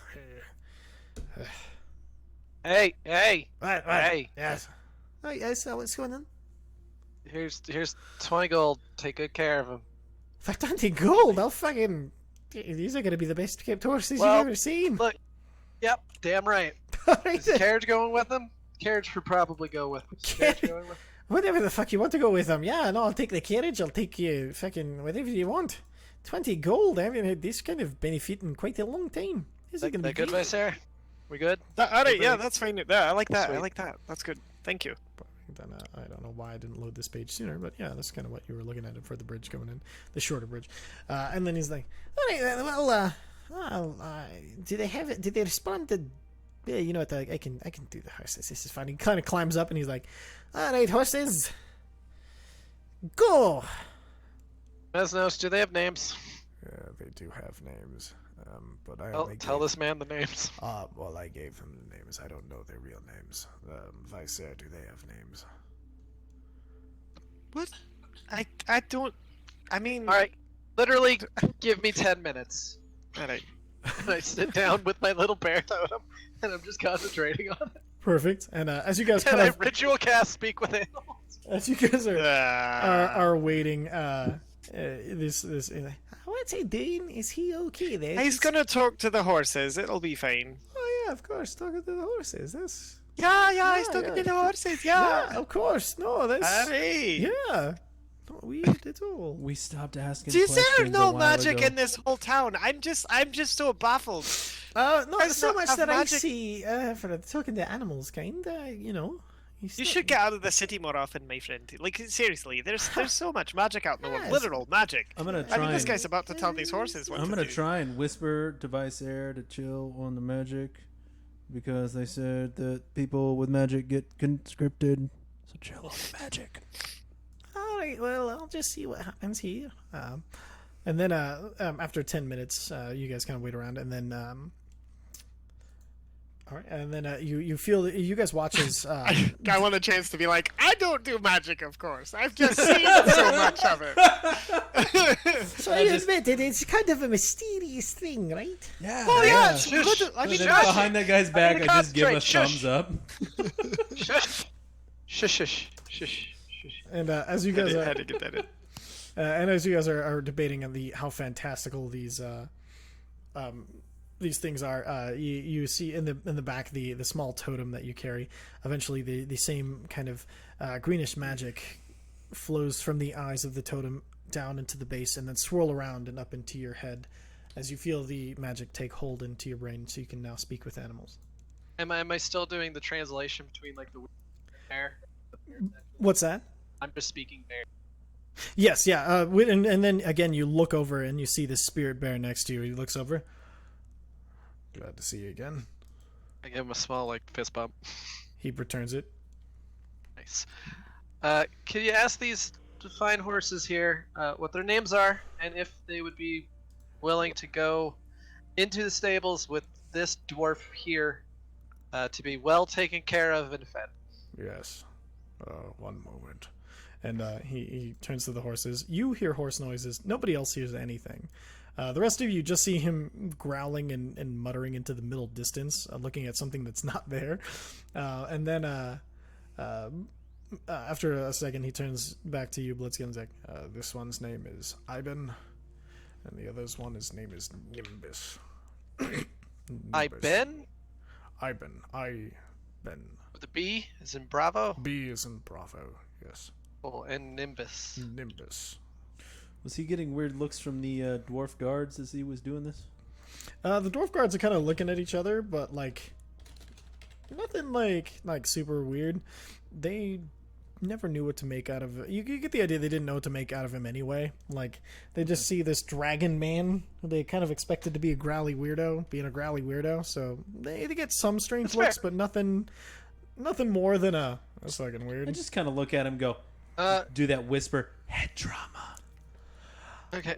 You get like these very slow nods back. Are they willing to go to the stables?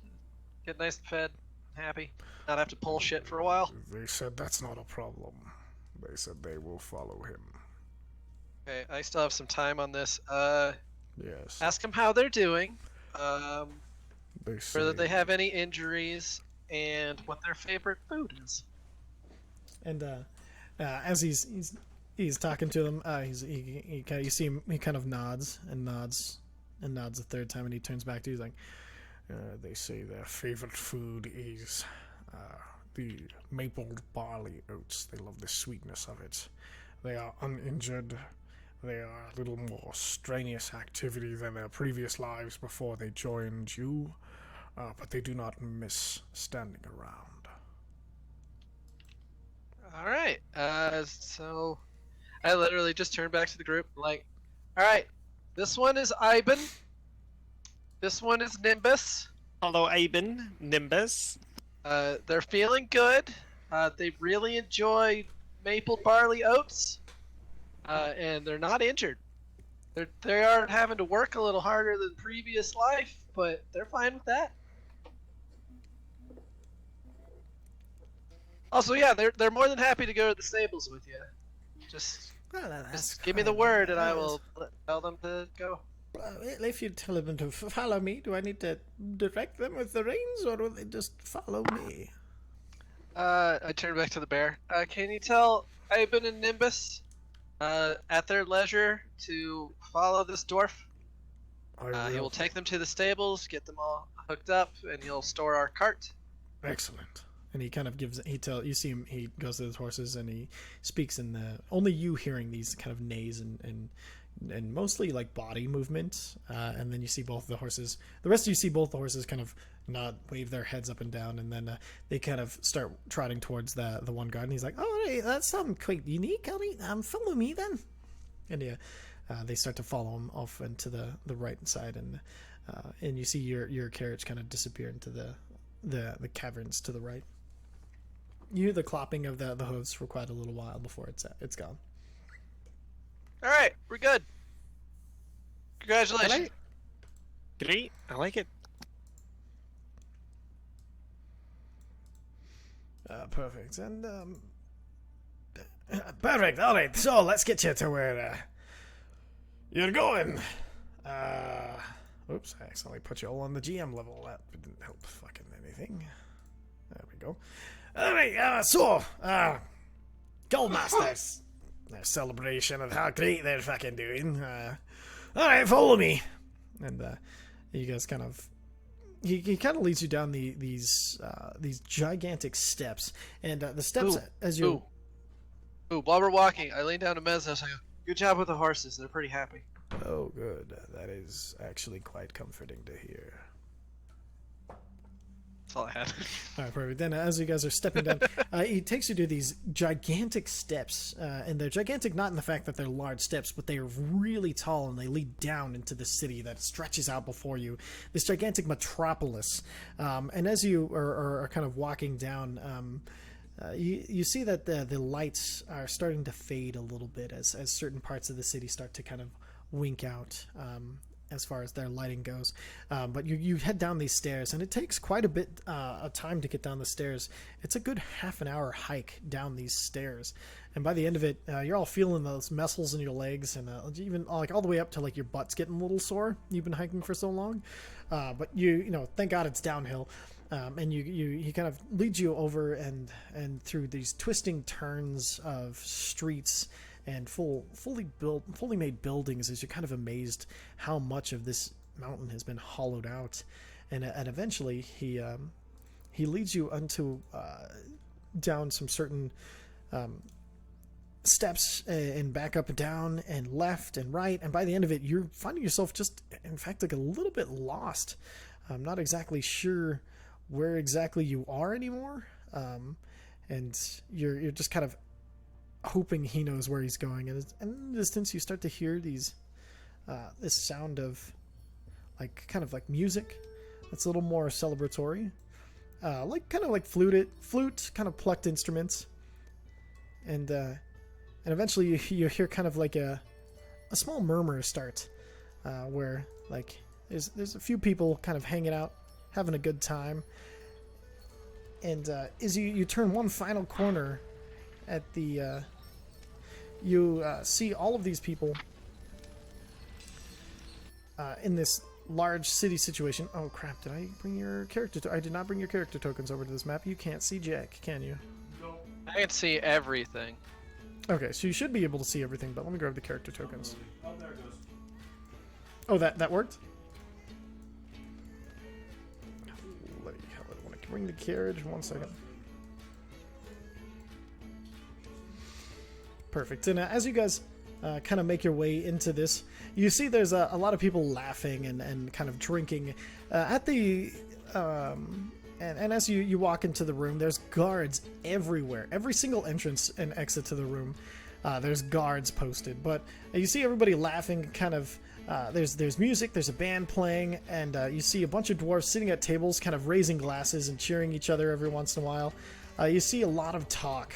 They are jabbering away like it's their job.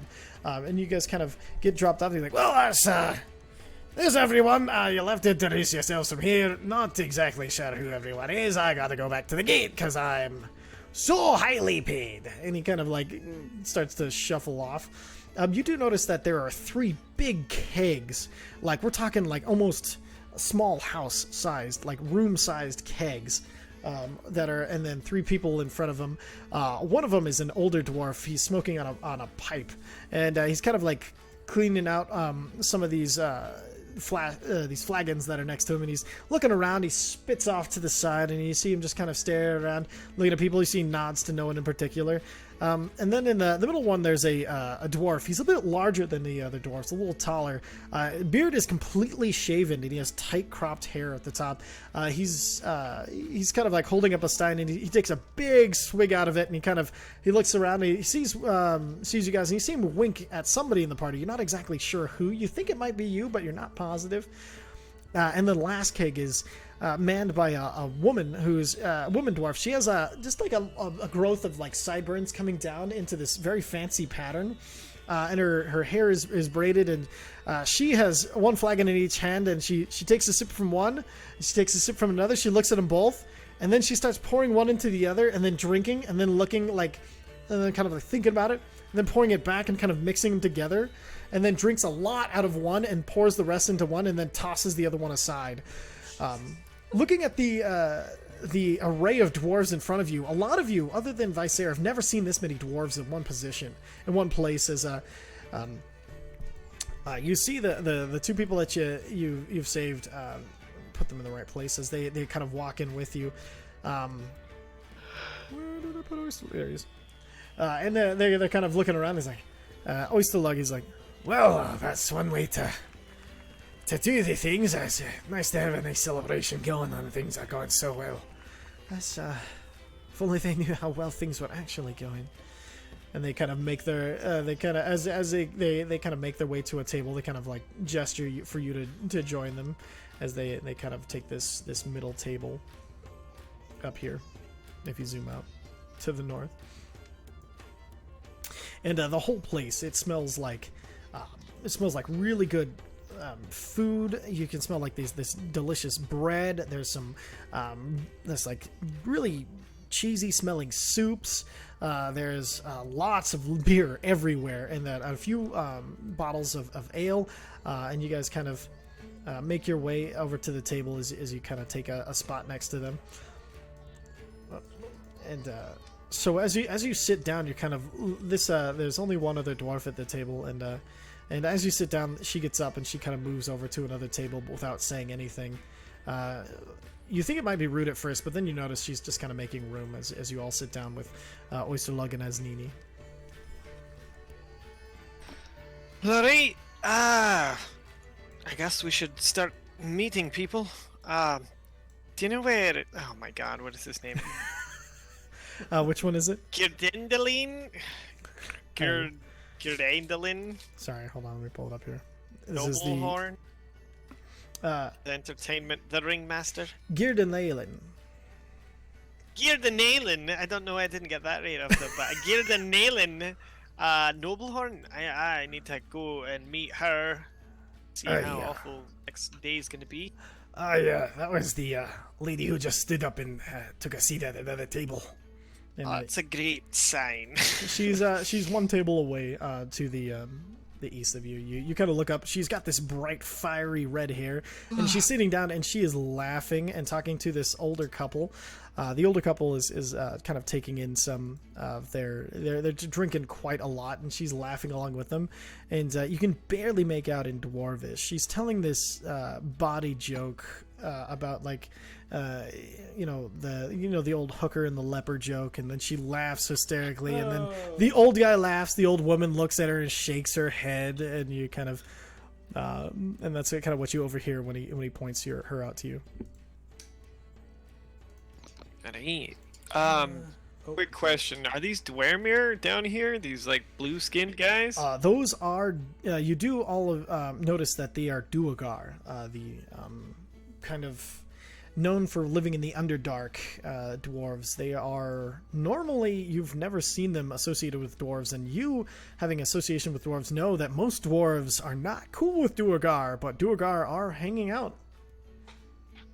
Brandon, get out of Diablo 3, you son of a bitch. So, I like was I gesture. I would for, love to if shit wasn't breaking. Yeah, that's fair. I gesture for one of our companions to come close. And which one? I don't care. Okay. Whichever one's closest. I'm All just right, gonna lean over. all right, so as Nini leans in. Yes, what's going on? Alright, so there's Dwermer here. They're actually Right. called Duergar. That one, sorry. What did I? The Duergar here. Dwemer from What? Skyrim, you dumbass. No, I'm just kidding. It's not my fault that they make all of them have the same fucking names. You being racist right now? Oh, fuck. I mean, this is the town to be it in. What should we call our fantasy dwarves? The Dwagarar, the Dwer. Anyway, For real, though. I've never seen a town. You've never seen a town. You've never seen a town? That had sorry, did it cut out? It did cut out, Yeah. yeah. Alright, so I've never seen a town where there were both dwarves and Duergar. That's because it's not necessarily a thing that we used to do. Not something we normally do. But they've been welcomed into our city to try to change some of our previous associations with the Duergar. And she kind of like, her eyes go kind of wide for a second. And she's like, shut the fuck up about it. And then they kind of go back to their normal. But I'm sure that the bridging the gap between us and our lost brethren is such a good thing for the city and dwarves in general. Don't you agree? Absolutely. Absolutely. Look That's at my so, face. So great. I mean, we have a friend from. I mean, you're not from the Underdark, are you? Are you? I don't understand how the lineage works with that, if I'm I'm honest. just a regular dwarf. No, from- not you, not you. Zephyr. Oh, my mother was an elf and my father was a demon. So technically, alright, so, we're cool with it. We're down, we're hip with the times. You don't know what the How much Underdark stranger is, than that? do ya? No, he doesn't. Alright, that's fine. That's cool. Could you actually point me in the direction of Helmata Marystone? Yes, that'll be over there. And as she points to the table across, the old woman who shook her head at the body joke, she points right to her. If you'll excuse me, I'm gonna start a conversation, guys. Perfect. Okay. Very nervously because, yeah, I feel really out of place and I get the feeling that I am definitely not welcome. Perfect. What would give you that impression? Alright, Oh my god. So, just curious, real quick, Uza, Yes. where did you get those names? From your current guild masters. You don't speak Dwarvish. You can't read those. I'm pretty sure that when we I got with asked- Visair about it, he told us the name. He just said that Yeah. he just said Spymaster and armies were scratched out. He didn't tell you. No, the I name. mean I said that I tell them the name. Okay, but perfect. I, Yeah, All right. said he read the sorry, I cards just out. shorthanded it. I didn't Okay, want to perfect. like All right, yeah. because So you just said them all. I didn't think we. Needed that's to say fair. them That again. is totally fair. All right, so with that, the music stopped. No, I'm just kidding. Hold on one second. I'm able to put the music back on. That was real weird. There we go. All right, and then so you make your way over to the this old female dwarf, and you see she's about half in her cups as you walk up. She's quite drunk and having a wonderful time. And at this point, as you walk up, she says something in Dwarvish you don't understand. And then you see the girl next to her blush as the old man laughs hysterically across the table from her. And she kind of looks over, and in common, back into common, she's like, Well, now, what can I do for you, my dear? Well, I heard that you were the potion and herbs lady. The Yes, that's The Guildmaster. That is quite correct. I am known as the Plant Shaper. I am Helmata Marystone. and she gives you like this sitting like curtsy, and like even then she's tipping slightly towards the table as she does it, and she like grabs her beer and like pushes herself back up using her own stein as like a like brace against the table, and then picks it up and drinks from it. Have you got yourself enough beer or anything to tide you over, my dear? It's a celebration, after all. I pull out. Let's see, where is it? I got my pony keg. Perfect. And so you you Got my pony keg. I think the pony keg's in the bag of holding. So you run over to Bloodscale. You pull the pony keg out just because I can't imagine you carrying a pony keg everywhere. And it comes out weirdly, and it like and shows off kind of the bag a little bit. Then you pull out your pony keg and you run back over to her and say, Well, that is quite a thing there. What do you brew is that? It can't be better than this. I give it a go, and I give her a cup, and I she's make like a cup she of like my own. she holds out her cup, and then she looks at it, realizes there's some more beer in it, drinks it down, and then puts it forward again. Right, I should have born a dwarf. everyone should have been born a dwarf. It's a wonderful thing to be. And she drinks from this new ale, and she's like, Not of dwarvish origin. If I had to guess, this is. and she kind of like blinks heavily and just kind of like takes a deep breath, and then she like seems to really focus for a second. She's like, These hops seem to be from somewhere in the north and a little bit to the east. If I had to guess, it was be imported from Menestros, but kept in a barrel long enough that it probably made its way all the way to the half-orc city of Vernder. Am I correct, my dear? Jesus. Teach me. "What's that?" I look at her. I'm like, teach me. I'll teach you. That is something that I.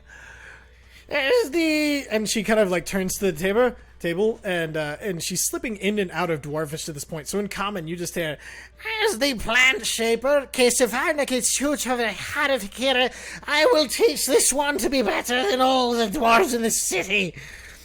and she kind of like sits back down, drinks heavily. She's like, I'll take one more for your service. and she hands you back her stein. Consider I give her yourself. another one. Oh, thank you. This is fantastic. Consider yourself my herbologist assistant. Also, I like to call you the junior shaper of plants because you really shape the plants and help them grow to what they should be, what you can make them and unlock their potential to become something as beautiful as this. And she drinks again, and then she's kind of staring at you. Oh, sit down, drink with me. So I sit down and I start drinking with her. And I'm like, I should let you know I'm a druid, so this plant thing should already be well understood. Sure. It'll be easier for you than normal. Most people take some forever to learn what the plants are saying, and a lot of people fake it before they make it. She is wasted. Fake it.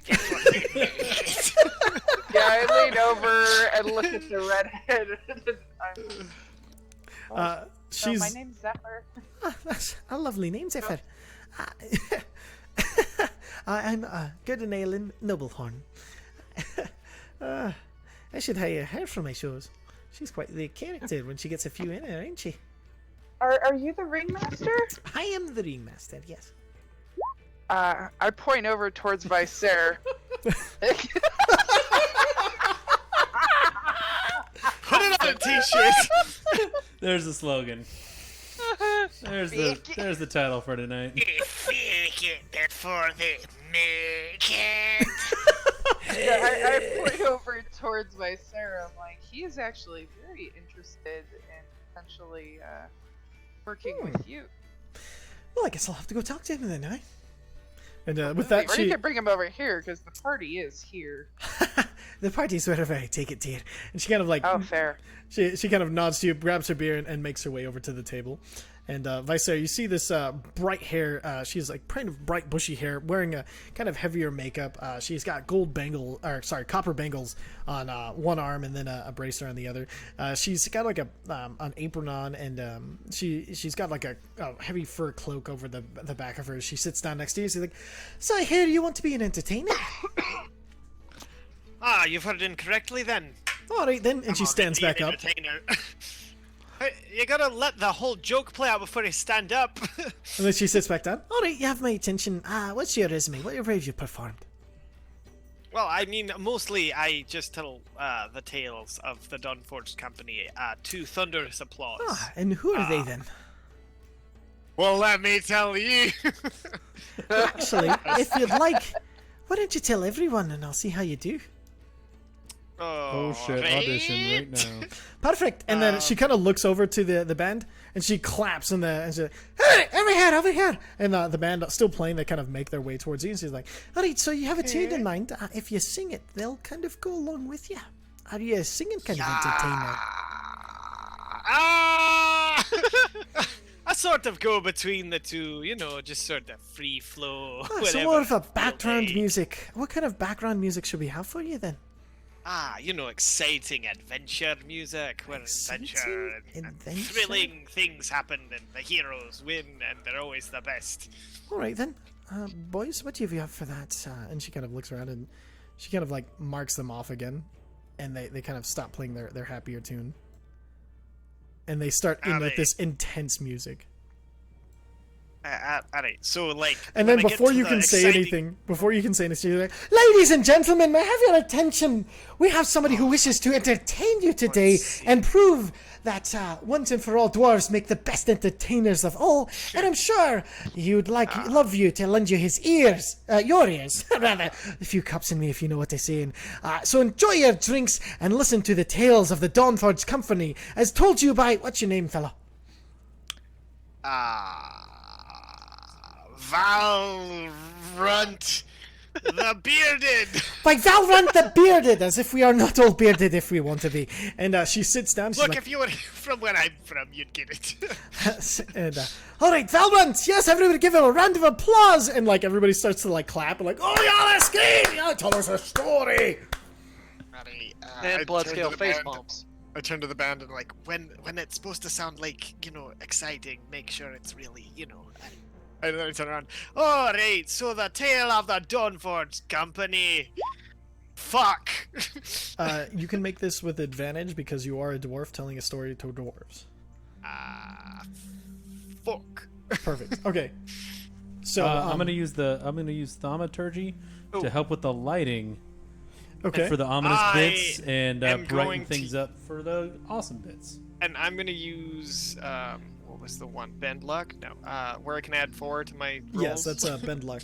Or yeah. Bend some luck here. So roll a d4 to add to your roll. All right, 17. 17. All right, and then I'm gonna add 2, just a straight 2 from the lighting effects. So a total of 19. Pretty good.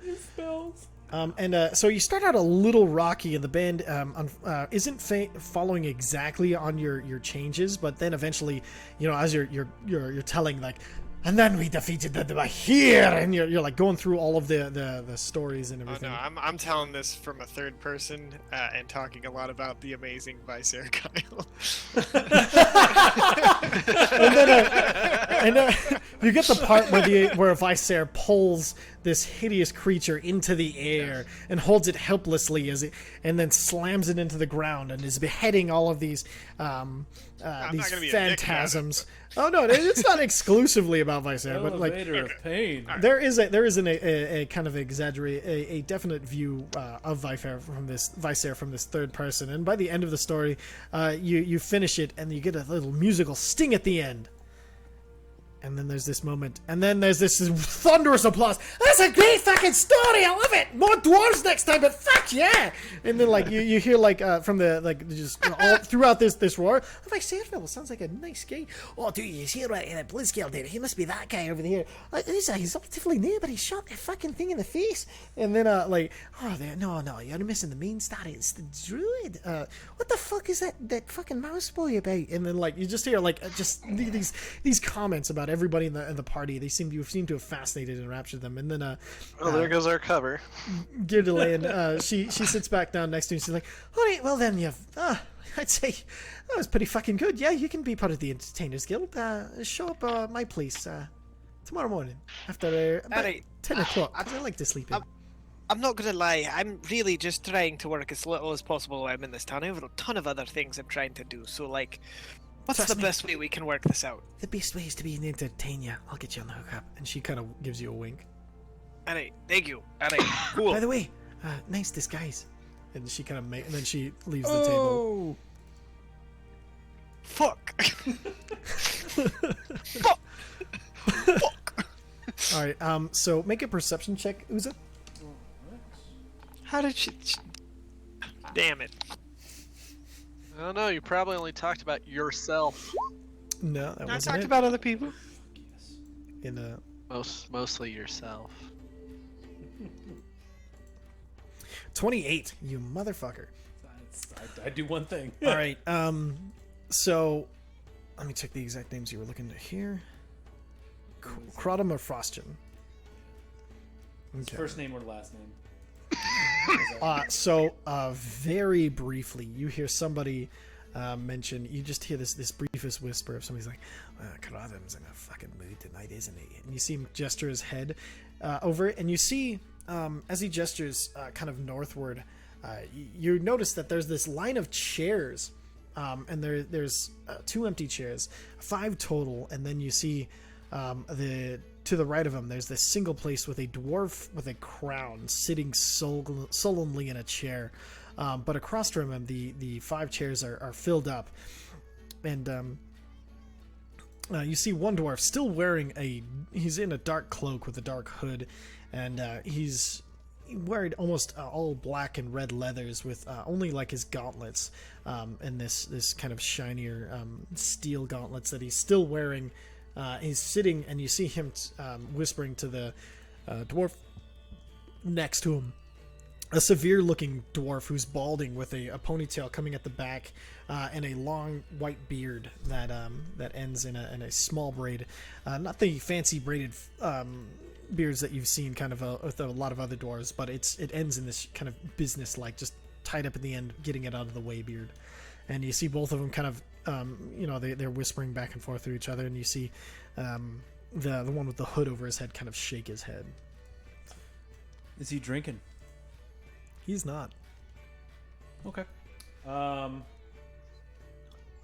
gonna wait for a time. I'm gonna write my name on a scroll of paper, small, and under my name it'll just say the Ara Krokra. And then I'm just going to wait until he's distracted by either the party, his own business, moving about, leaving.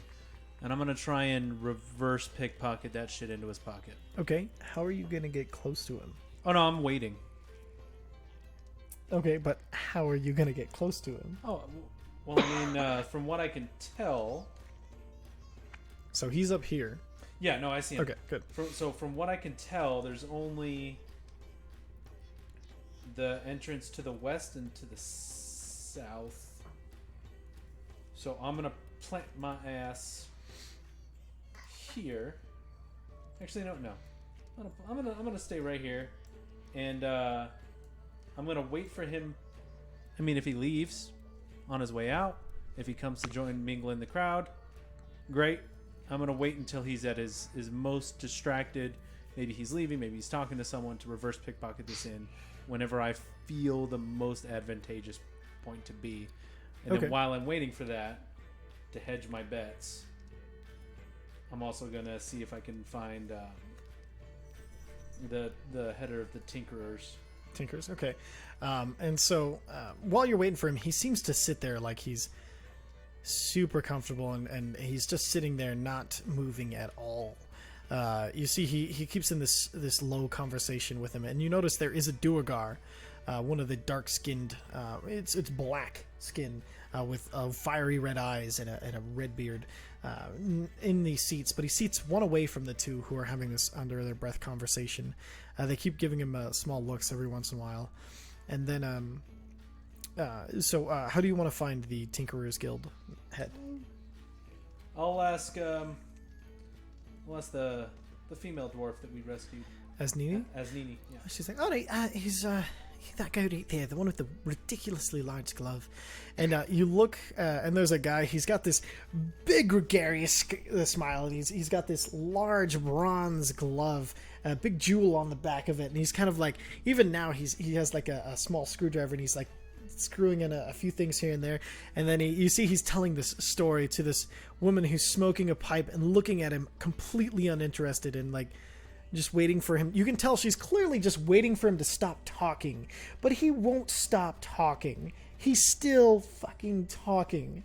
And she what points is he over. Talking about? And as you kind of, he's like, as you kind of like hone into their conversation, you just kind of like scoot a little bit closer. You're able to overhear, because they are the next table over. They're right here. You're able to hear him. He's like, "I'm not saying you make this fucking inanimate object, this fucking metal, into something that can do some real fucking work for you. It can enhance your strength." And he picks up a mug and he crushes it. And she's like, "Now you have no beer." He's like, "But it's enhanced your strength, and then you can electrocute." And then you see him send electricity through the glove, and you see this beer kind of running down the glove, and he like zaps himself, and he's like, "That's very impressive. You even electrocuted yourself." And he's like, "No, but it's even more important than that. Anyone can use this. You don't have to be magical to do these sort of things." I want to slide a hand, another mug right next to him. Slide a hand check. But I'm gonna try and make it within view of old hoodie boy over here. Okay. Slide a hand check. And I'm gonna shove Mesnos that direction as well. Oh, yes. Slide a hand, 25. Okay. And as you do, he's like, "Looks like somebody was impressed enough to..." Whoa. "Is this yours?" And he kind of like turns to you, and turns to Mesnos instead of you. That is not mine, unfortunately. Is it? And he's kind of looking around, and then all of a sudden he like notices you. "Ah! Oh, is this yours, friend?" No, it looks like yours, friend. "So it is!" And he grabs it with his hand, and he right. starts to drink off of it. All right, and he puts it back down. So looks like we've got two new friends joining us for a nice drink in celebration of how well everything is going. I, myself, am Damaruk Dimbane. And he kind of like bows a little bit, even though he's sitting at a table, and it looks utterly fucking ridiculous.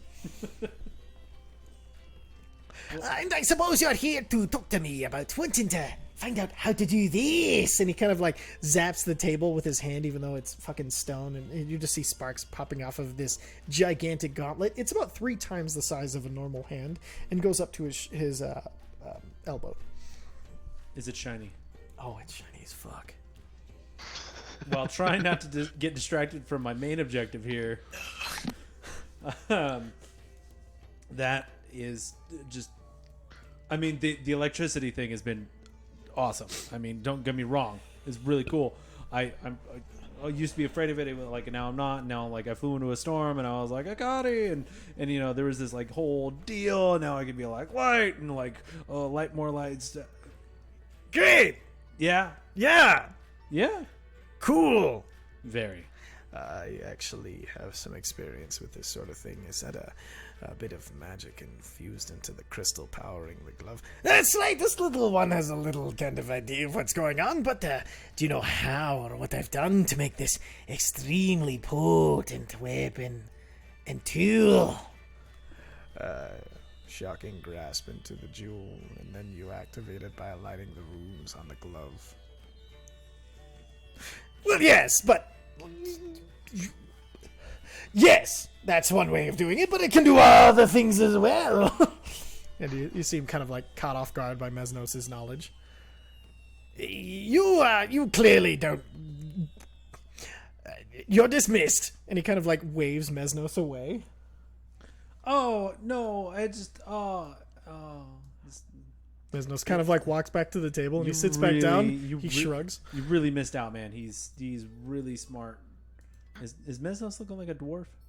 Mesnos is looking like a dwarf right now. That is just, he's like the smartest dwarf. Like, you know. Yes, but he has too many ideas that he won't listen. He can't learn. You seem like a head need being filled with knowledge. I love learning. Then I'm always interested consider in yourself a junior tinkerer. Show up to work tomorrow at 8 a.m. Well, That's what you're here for, right? I mean, Outsiders, right? what was your first hint? Yeah. I don't want to sound rude. Bird. Yeah. Yeah. I could fly. Cool. Not in here. Damn. Low ceiling. And actually, he looks up. And he's like, "It's not bad. It's looking up. It's a 40-foot ceiling." Could I? Well, not this room. Ah. Yeah. Cool. Very. You're conscripted, tinkerer. And he kind of like goes to like fist bump you with the glove. And I'm gonna do it. I'm gonna fist bump him. And he kind of like he goes, and you get this tiny little tase, just enough, not to do damage, but you just feel enough Just of make it. sure it gets distributed through the leather But armor. you get the idea he didn't do it on purpose. I'm gonna try and sit there and make it look like I'm keeping in his conversation while making sure I look out for Hoodie Boy. And it is easy enough. He goes on about the long and storied history of his family, about tinkerers, and how like there's so many vast inventions that if the world would only embrace, and blah blah blah blah blah blah blah. He goes on forever, and you're kind of quietly keeping an eye behind you. Mesnos comes back to the table and he sits down. He's like, "Well, he didn't seem too interested in anything I had to say." Then you should probably try to get with whoever Zephyr's going to be with. Oh, potions and herbs. Yes, nature. I'm good with nature. I love nature. Are you lying to me? No, I do love nature. I'm just not exactly sure how it works. Well, maybe this is your chance to learn. Maybe we can get some out of this. I hadn't thought of it that way. That is a good As point. that's happening, I like bang my hand on the table. Mesnos!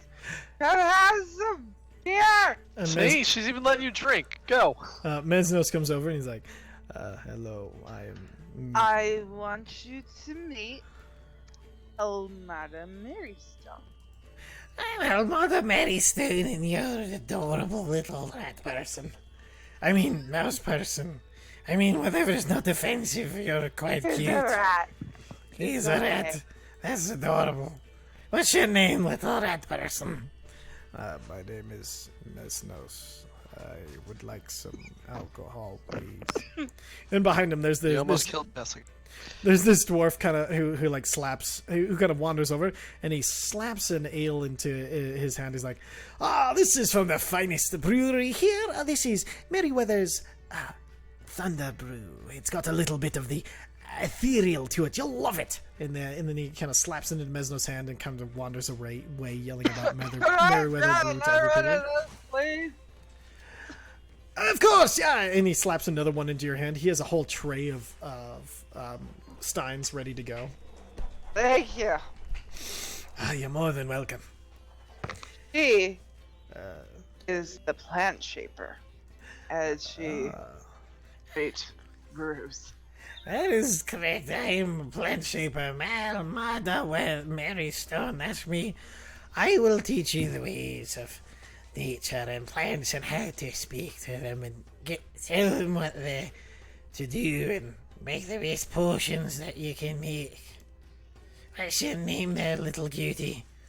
I am Mesnos, and this is to your health. And he like raises his mug to cheer, and she smacks into his mug so hard he like loses like a quarter of his beer from just the sheer force of her cheersing into him.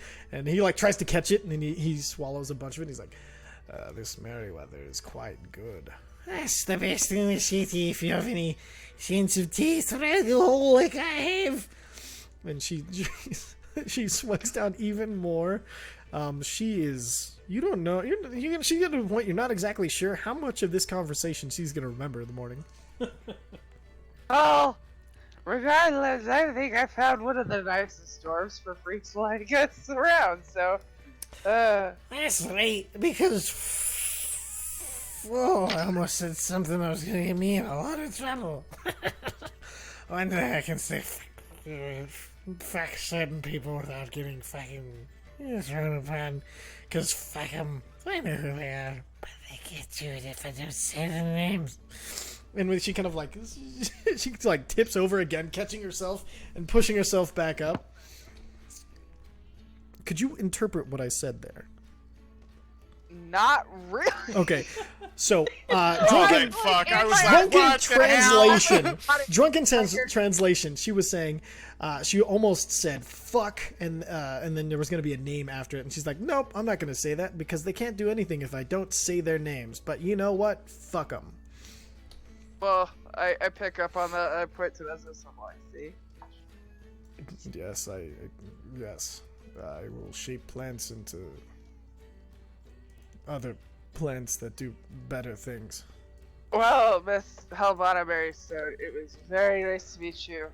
Thank you for your address. I will find you in the morning. That's right, right and early at 6:30 in the morning. Alright, well, it is only noon, so we'll be good.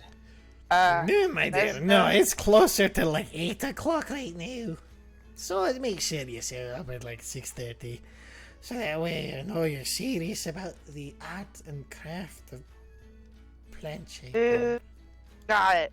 I look over at Mesnos. Well, Mesnos, we gotta go talk to our friends about making more friends from not friends. That makes a lot of sense. And he kind of like goes back and you guys make your way back to the table. It seems I am now an apprentice plant shaper. That means you can also shape hops and barley. Oh, I had not thought of it that way. That is quite interesting. And then I lean into the lady and I'm like, so we might want to go back to your friend. Of course, yeah. Have you been able to locate that? So I was having a little trouble. Let me see if I can sneak out of here. Give me about an hour, and I'll see what I can find. And with And that, I will sober up in the meantime. Well, you don't have to, as long as you can do it the way you're in. And with that, she kind of gets up and she's like, "That's a great party, but just getting back, a little tired. I'm gonna retire early. You all shut it down, though." Hold on. Oh yes. I'd literally just hand her like my filled out paperwork for the mines. Oh. Okay then. Welcome aboard. Thumbs up. That's all I do. All right. I'll see you whenever. I'm not a tax Remembering master. this, I slap my paperwork over to Vice Sarah. I'm like, Vice Sarah, I can't read it. That's alright, I'll take care of it. You're the best. So Have a drink. Yeah, just remember that and tell your friends. So Una's been quiet this entire time. Mm-hmm. Any idea where she's going? Una has quietly been looking around, and she seems to be very taken aback by all of this. This is all very alien to her. So as she's looking around, I'm gonna talk to Meredith and give her the choice. But more than That's likely, she's gonna make her way over to the shipmaster, the head of the fleet, because that has to do with water. What, water? No, I don't believe you. I know, right? And so temporarily, That's not on brand at all. I know, right? Yeah, you see her. She makes her way over to the. You see her talking to this one table. There's a female dwarf with black hair pulled out into like almost two small buns at the back of her head. She has jet black hair and like this really goldish armor. See over here. Like a girl. A little bit, and then you see her talking to her, and then talking to the dwarf next to him, and you know, she kind of talks to both of them for a little bit, and then she makes her way back. She's like, "I believe I have a job. Looks like I'll be helping with the. I thought I'd help with the ships, but apparently, I'll be better of use at the docks. So I'll be help working the docks and for a little bit." That's great. Have a beer. Okay, and she has a beer and starts to drink it. Did we all find people? I'm still waiting on my primary bet here. Okay. And then so like you guys are sitting around there and you're drinking, you're having a good time. A few more people introduce themselves to you. Just as a note, I have one ale that I am nursing, but Nursing? pretending to drink. So you're still nursing it, but not pretending to drink. Is that what you said? No, nursing but pretending to drink. Okay. Fitting in. Okay, perfect. Not Okay. trying to look drunk, but making it not obvious that I'm trying to stay sober. And across from you, the annoyed smoking female dwarf. She kind of looks up. She's like, "So, why do you want to be with this asshole? You know, if you're looking for work, I can get you to be a master tobacconist, a tinder master, as apprentice. You can work with tobaccos with me and won't have to put up with." Oh Lord, he's still talking, and he is. You see, he's talking to this the dwarf next to him, and he keeps looking back at you like you're in any way involved with the conversation. Oh, or I'm the just story he's nodding telling. every time he looks over. I just nod. And he keeps like throwing random winks that have nothing to do with the fucking story he's telling. And then she's like, "If you have any interest in tobacco or just not working for this tool, let me know." Yeah. Course, yeah. Of course. You hear a word I said, did ya? Oh no, I did. Thank. I'm not much of a smoker, you know. All right, well, if you ever change your mind, and she rolls a cigar across to you, and the cigar has details on the like little band. It has an address. That is a business card, madam. That's a business card, indeed it is. And then the rest of you kind of, when Unawatale comes back, the two other dwarves that she was talking to kind of make their way over, and they kind of introduce themselves. Let's see, one of them, she's like, Benzo Hilda Cointo, at your service, shipmaster, master of the fleets, whatever you want to call me. Here Unawatale here would be a great service to us, and we've decided to put her on the docks to start out with Farnier Goldhammer here. Just curious, she was a little talkative, but not too enthusiastic about, well, really, what her skills were. What would you guys consider her best at? She's really good at making like this Yeah. Who's near? Healing? trident that stabs people. Healing tile that steals people? Perfect. Dock worker. it Like, is. she's really like good in like she can breathe underwater and all that. She can move the tides or something, right? Like she can in water. Is Oh, it- that's quite an interesting thing. Moving the water is good. Moving the water actually probably helping the docks more than I do sea, ironically. Sea, it's the winds that take you where you're going, but at water, that can create if you can control it, create a nice barrier so we don't can crash into empty docks. Oh yeah. Is that actually true? Yes, yeah. He's not telling. He's telling the truth. Where No, on the seas, what I said actually true. what was it? Unawatale can move water. Yes, she can. She has a as part of her race, she can shape water. So that is true. Perfect. So it sounds like we made the perfect decision to put her on the docks for now. You might get her later, but for now she's with me.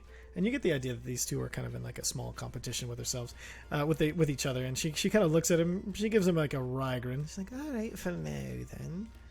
Anyway, any of you here from a distant land? You there?" She kind of points at Bloodscale. "You look like you might have come the farthest." I wouldn't know. All right then. Who thinks they came in the farthest? I have a special drink. I don't know where it came from. Fuck it, I'll try it. All right, perfect. Might I say you're quite built for any sort of organism, let alone a dragon. I've already signed on to the mines. Damn. And she like points. All right, Sneaky, you got another one. Great for you. And she screws the cap of a flask that she pulls out from under her breastplate, and then she pours just the smallest, like, she has like a little collapsible cup that like basically the lid. She unscrews the lid and then like flicks it down, and the lid forms into into this. Exactly. And she pours a little bit of super thick liquid into it, and she kind of hands it over to you. Well in though. I'm going to, out of habit, like try to blow ice on it. It's gonna be like static. Perfect. And it does these slight little electricity statics across the brew and into your hand. It I pull it away and I look disappointed. And I just shoot it. Perfect. And as you shoot it, it actually takes a second for it to fall all the way out of the cup. It's so thick. Oh god! I'll just use my dragon tongue and be like, whoop. And you lick it out and pull it in. It's almost the thickness of like molasses, but a little less. And as you drink it, it has this nice this nice kind of like cinnamon pine and heavy alcohol flavor to it. And as you like drink pine. it does trigger a memory, but you're not exactly sure where it is. But you have had this somewhere before. Can I attempt to remember? History check. It's gonna be porn. All right. You do remember that it was somewhere. At a, Sweet. it was somewhere. It was definitely a port. You do remember it was along the sea, because you do get the glimpsing memory of that salty air and looking out into the sea as you drink. Does the memory also include me getting hit a lot? No, this is a memory. You were actually too young to drink this, but somebody you do remember snuck you some. You don't remember who, but somebody was sharing this with you. So it might have been mercenary days? You were not sure with a 9. But it was somebody who had some affection for you. I know this was by the sea. I've had it before. And which I don't part? know exactly where. I have a long-going bet. If I can figure out where this is from, I can earn quite a lot of gold. So if you can kind of nail that down for me. Well, you're gonna have to give me more, probably. Is this a trick? Not right now. Not right now. I mean, okay. All right. You bring me some more. Ask me again. I will do my best. Okay. I know for sure it was near a port, and I know for sure it was before I had a lot of brain damage. Ah, of course. You've had brain damage. No, that's perfect. Well, you get sold into slavery and fight in arenas and see what happens to your brain. I don't think I will. I didn't mean it as an insult. Yeah. It was just one of those, like, my... Oh, and I didn't mean that to be rude. This is just how I talk. Oh, okay. All right, then. It's just You my know what? face. I kind of like that. Because of the brain damage. All right, then. No, it's because of this, and I just like blow sparks into my Sarah's face. And like so there's like this kind of sparkiness that kind of leaps from his mouth and face, and it doesn't, it's just enough to like kind of just come Also, out. my breath is terrible. Oh yeah, actually your breath, its usual piney freshness has been replaced by like you know what ozone smells like? Yeah, like this like super fresh after rain, but like completely removed from all the plant smells. Like it's kind of awful. I duck my head away from the breath, and then I just put my hand up and I go, brain damage. And she does laugh as you do this. She's like, well, all right, then we'll find out some more later then. Seriously though, quite a lot of gold on this. And I'll be more than happy to actually help. It's just gotta trigger my brain. Perfect. And with that, Farnier, I believe you're you're a beer behind. No, I think you're the one a beer behind. Well, either way, we need another beer to settle who can drink more, don't you think? It's gonna be me. You're gonna be sad and passed out by the end of this. You will be. And they kind of make their way back over to like the center keg and leave your table. And as Nini took off, right? Yeah, as Nini had kind of made her exit during all of that. I'm gonna head over to Ulsterlug. Perfect. He's sitting right across from you. Oh well, if I don't have to head over, I'm see where the fuck I am due to too many windows. He's here. You're here. Again, too many windows open. I That's don't even right. know where the fuck I am. Hey, so yeah, I'm going to the mines apparently. That's for a good these place jobs for someone that we need nice to and have. state like you. I figured. Just figured, you might know of a place we could end up tonight that probably won't kick us out or steal all our shit. Yeah, that's actually not a problem if I take a look here. That would be the last cart. It's one of the nicest things in the city, and one of the ones most friendly to outsiders. It's named after the last cart that comes out of the mine. Oh, well, that sounds good for me. Anyways, mines and such.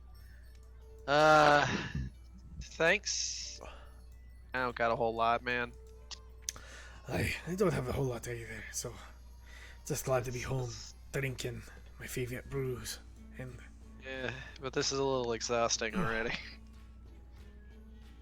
I completely agree with you. And he kind of looks around, and you see he kind of like he's not really into this.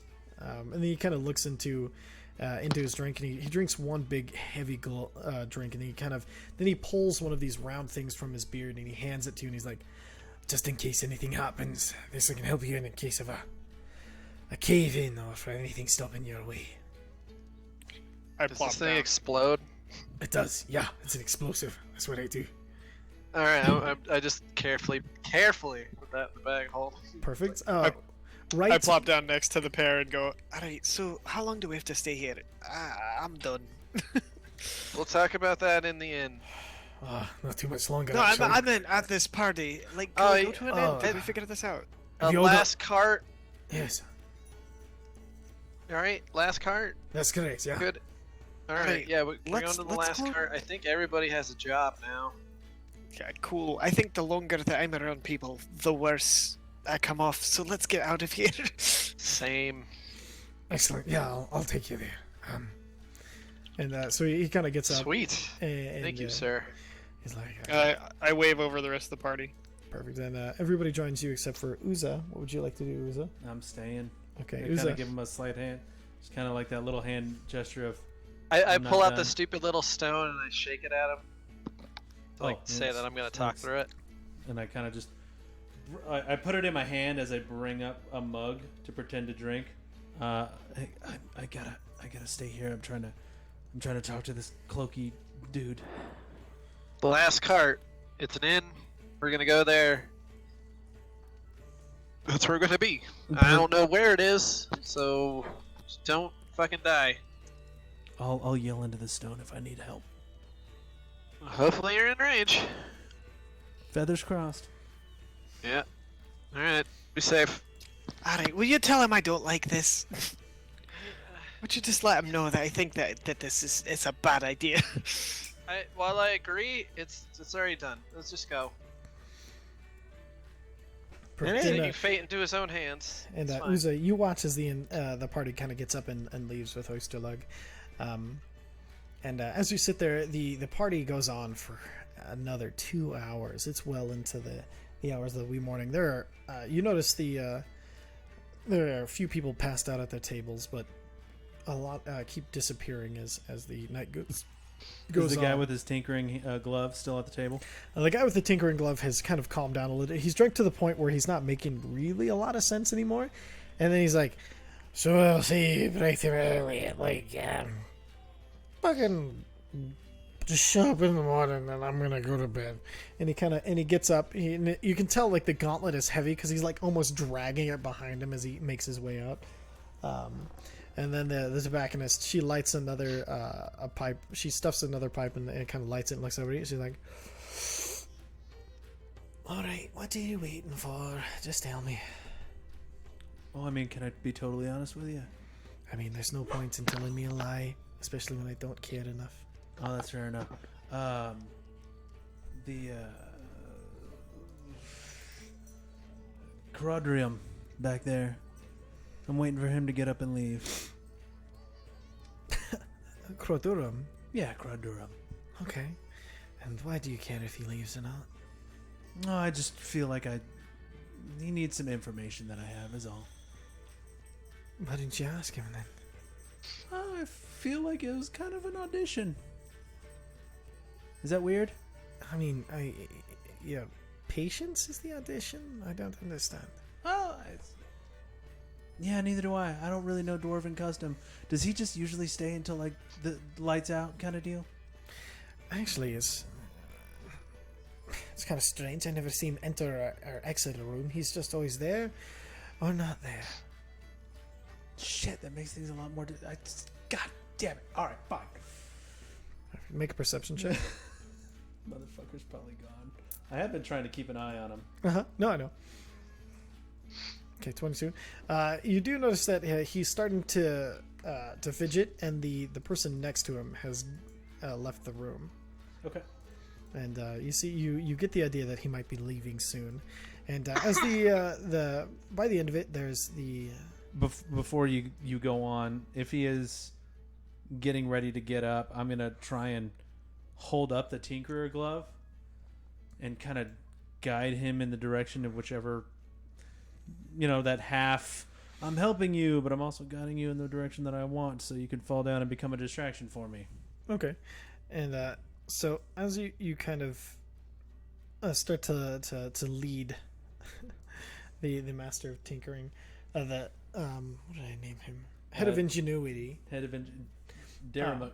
Daramuk Dimbane. You try to you kind of start to kind of herd him in a certain direction, so that way you can achieve this particular goal. You start to kind of lead him. And as you're going out the doors, you see finally he gets up, and then he kind of walks the opposite way of you as you're making your way south towards the doors near the bottom, the entrance you came into, and he makes his way over to a small door to the west of the throne, and he kind of nods to the guard there, and he disappears inside. I'm gonna lead the tinkering guy over to the kegs. One more beer. And more Roadies? beer. Always one more. There's room in my face for a bit. And I'm gonna make sure he eats shit right on these steps to try and get this guard to move. And right as you lead him there, he starts to fall and he eats shit. He collapses into the stairs. The stairs are actually going down, and so he kind of rolls a little bit, and then the woman in front of the cage, she kind of goes over to him. So you're not supposed to take it this far, but what can I say? I'm flattered. And she kind of starts to help him up. Is that guard distracted enough for stealth by? The guard doesn't move at all. All right. I don't want to take too much time up. Can we pick up here next time? Is that too much of a problem? That's fine with me. I'm gonna try and get past this guard, and I don't want to take another 20 minutes. Sure. Yeah, we can. So. We'll pick up here next time, as it's 9:51. Holy shit! All right. Yeah. We'll pick up here next time because I feel like this is gonna be a thing. All right. Yeah, it feels like a At least I'm gonna try and make it a thing. Perfect. All right, so we will pick up here next time. Other than that, I thank everybody for watching. I hope you guys had a wonderful time. I know I had a fucking wonderful time playing 7 billion dwarves. That's your fault. Oh, yeah, I'm the only one to blame for this. But other than that, thank you to Molly, our longest subscribed person and watcher. And yeah, my dumb kicking ass. friggin' every time I go to do my thing, it tells me that it's not available till a later date. What the hell? If you and Molly share a Amazon Prime, she's the one renewing it for you, so you don't have to worry about it. Okay. That's All probably right, what's well, happening. Technically, I am too. Well, thank you for you. Thank you to you too as Victor. well. Technically. Other than that, though, Technically. technically, I do thank everybody who watched. And looks like we actually had a few people kind of hanging out tonight, which I really appreciate. And did we really? Yeah, we Nice. had about 3 people hanging out, including Molly, of course. But we appreciate you guys watching. We do this every Thursday again. Tomorrow, I've had a request for a new game, so we might have something kind of a surprise on the stream. We'll find out. Other than that, you guys have any words for the nice people? The correct answer is Void Bastards. Oh yeah, that game looks interesting as hell. No money, so it's going to be one I already own. That's Even fair. better. Bye, nice people. Watch me try to totally Yeah. fail at getting into this thing that the DM made totally clear wasn't an option. Everything's an option. That's why it makes D&D amazing. All right. Sometimes it's hard as balls. This is also true. All right. Well, we thank everybody for watching. Have a beautiful rest of your day. And tomorrow. This is how we had to bail who's out of jail. This is how we had to bail who's out of jail. All right. Let's take it easy, everybody. It's an Always Sunny intro. The gang.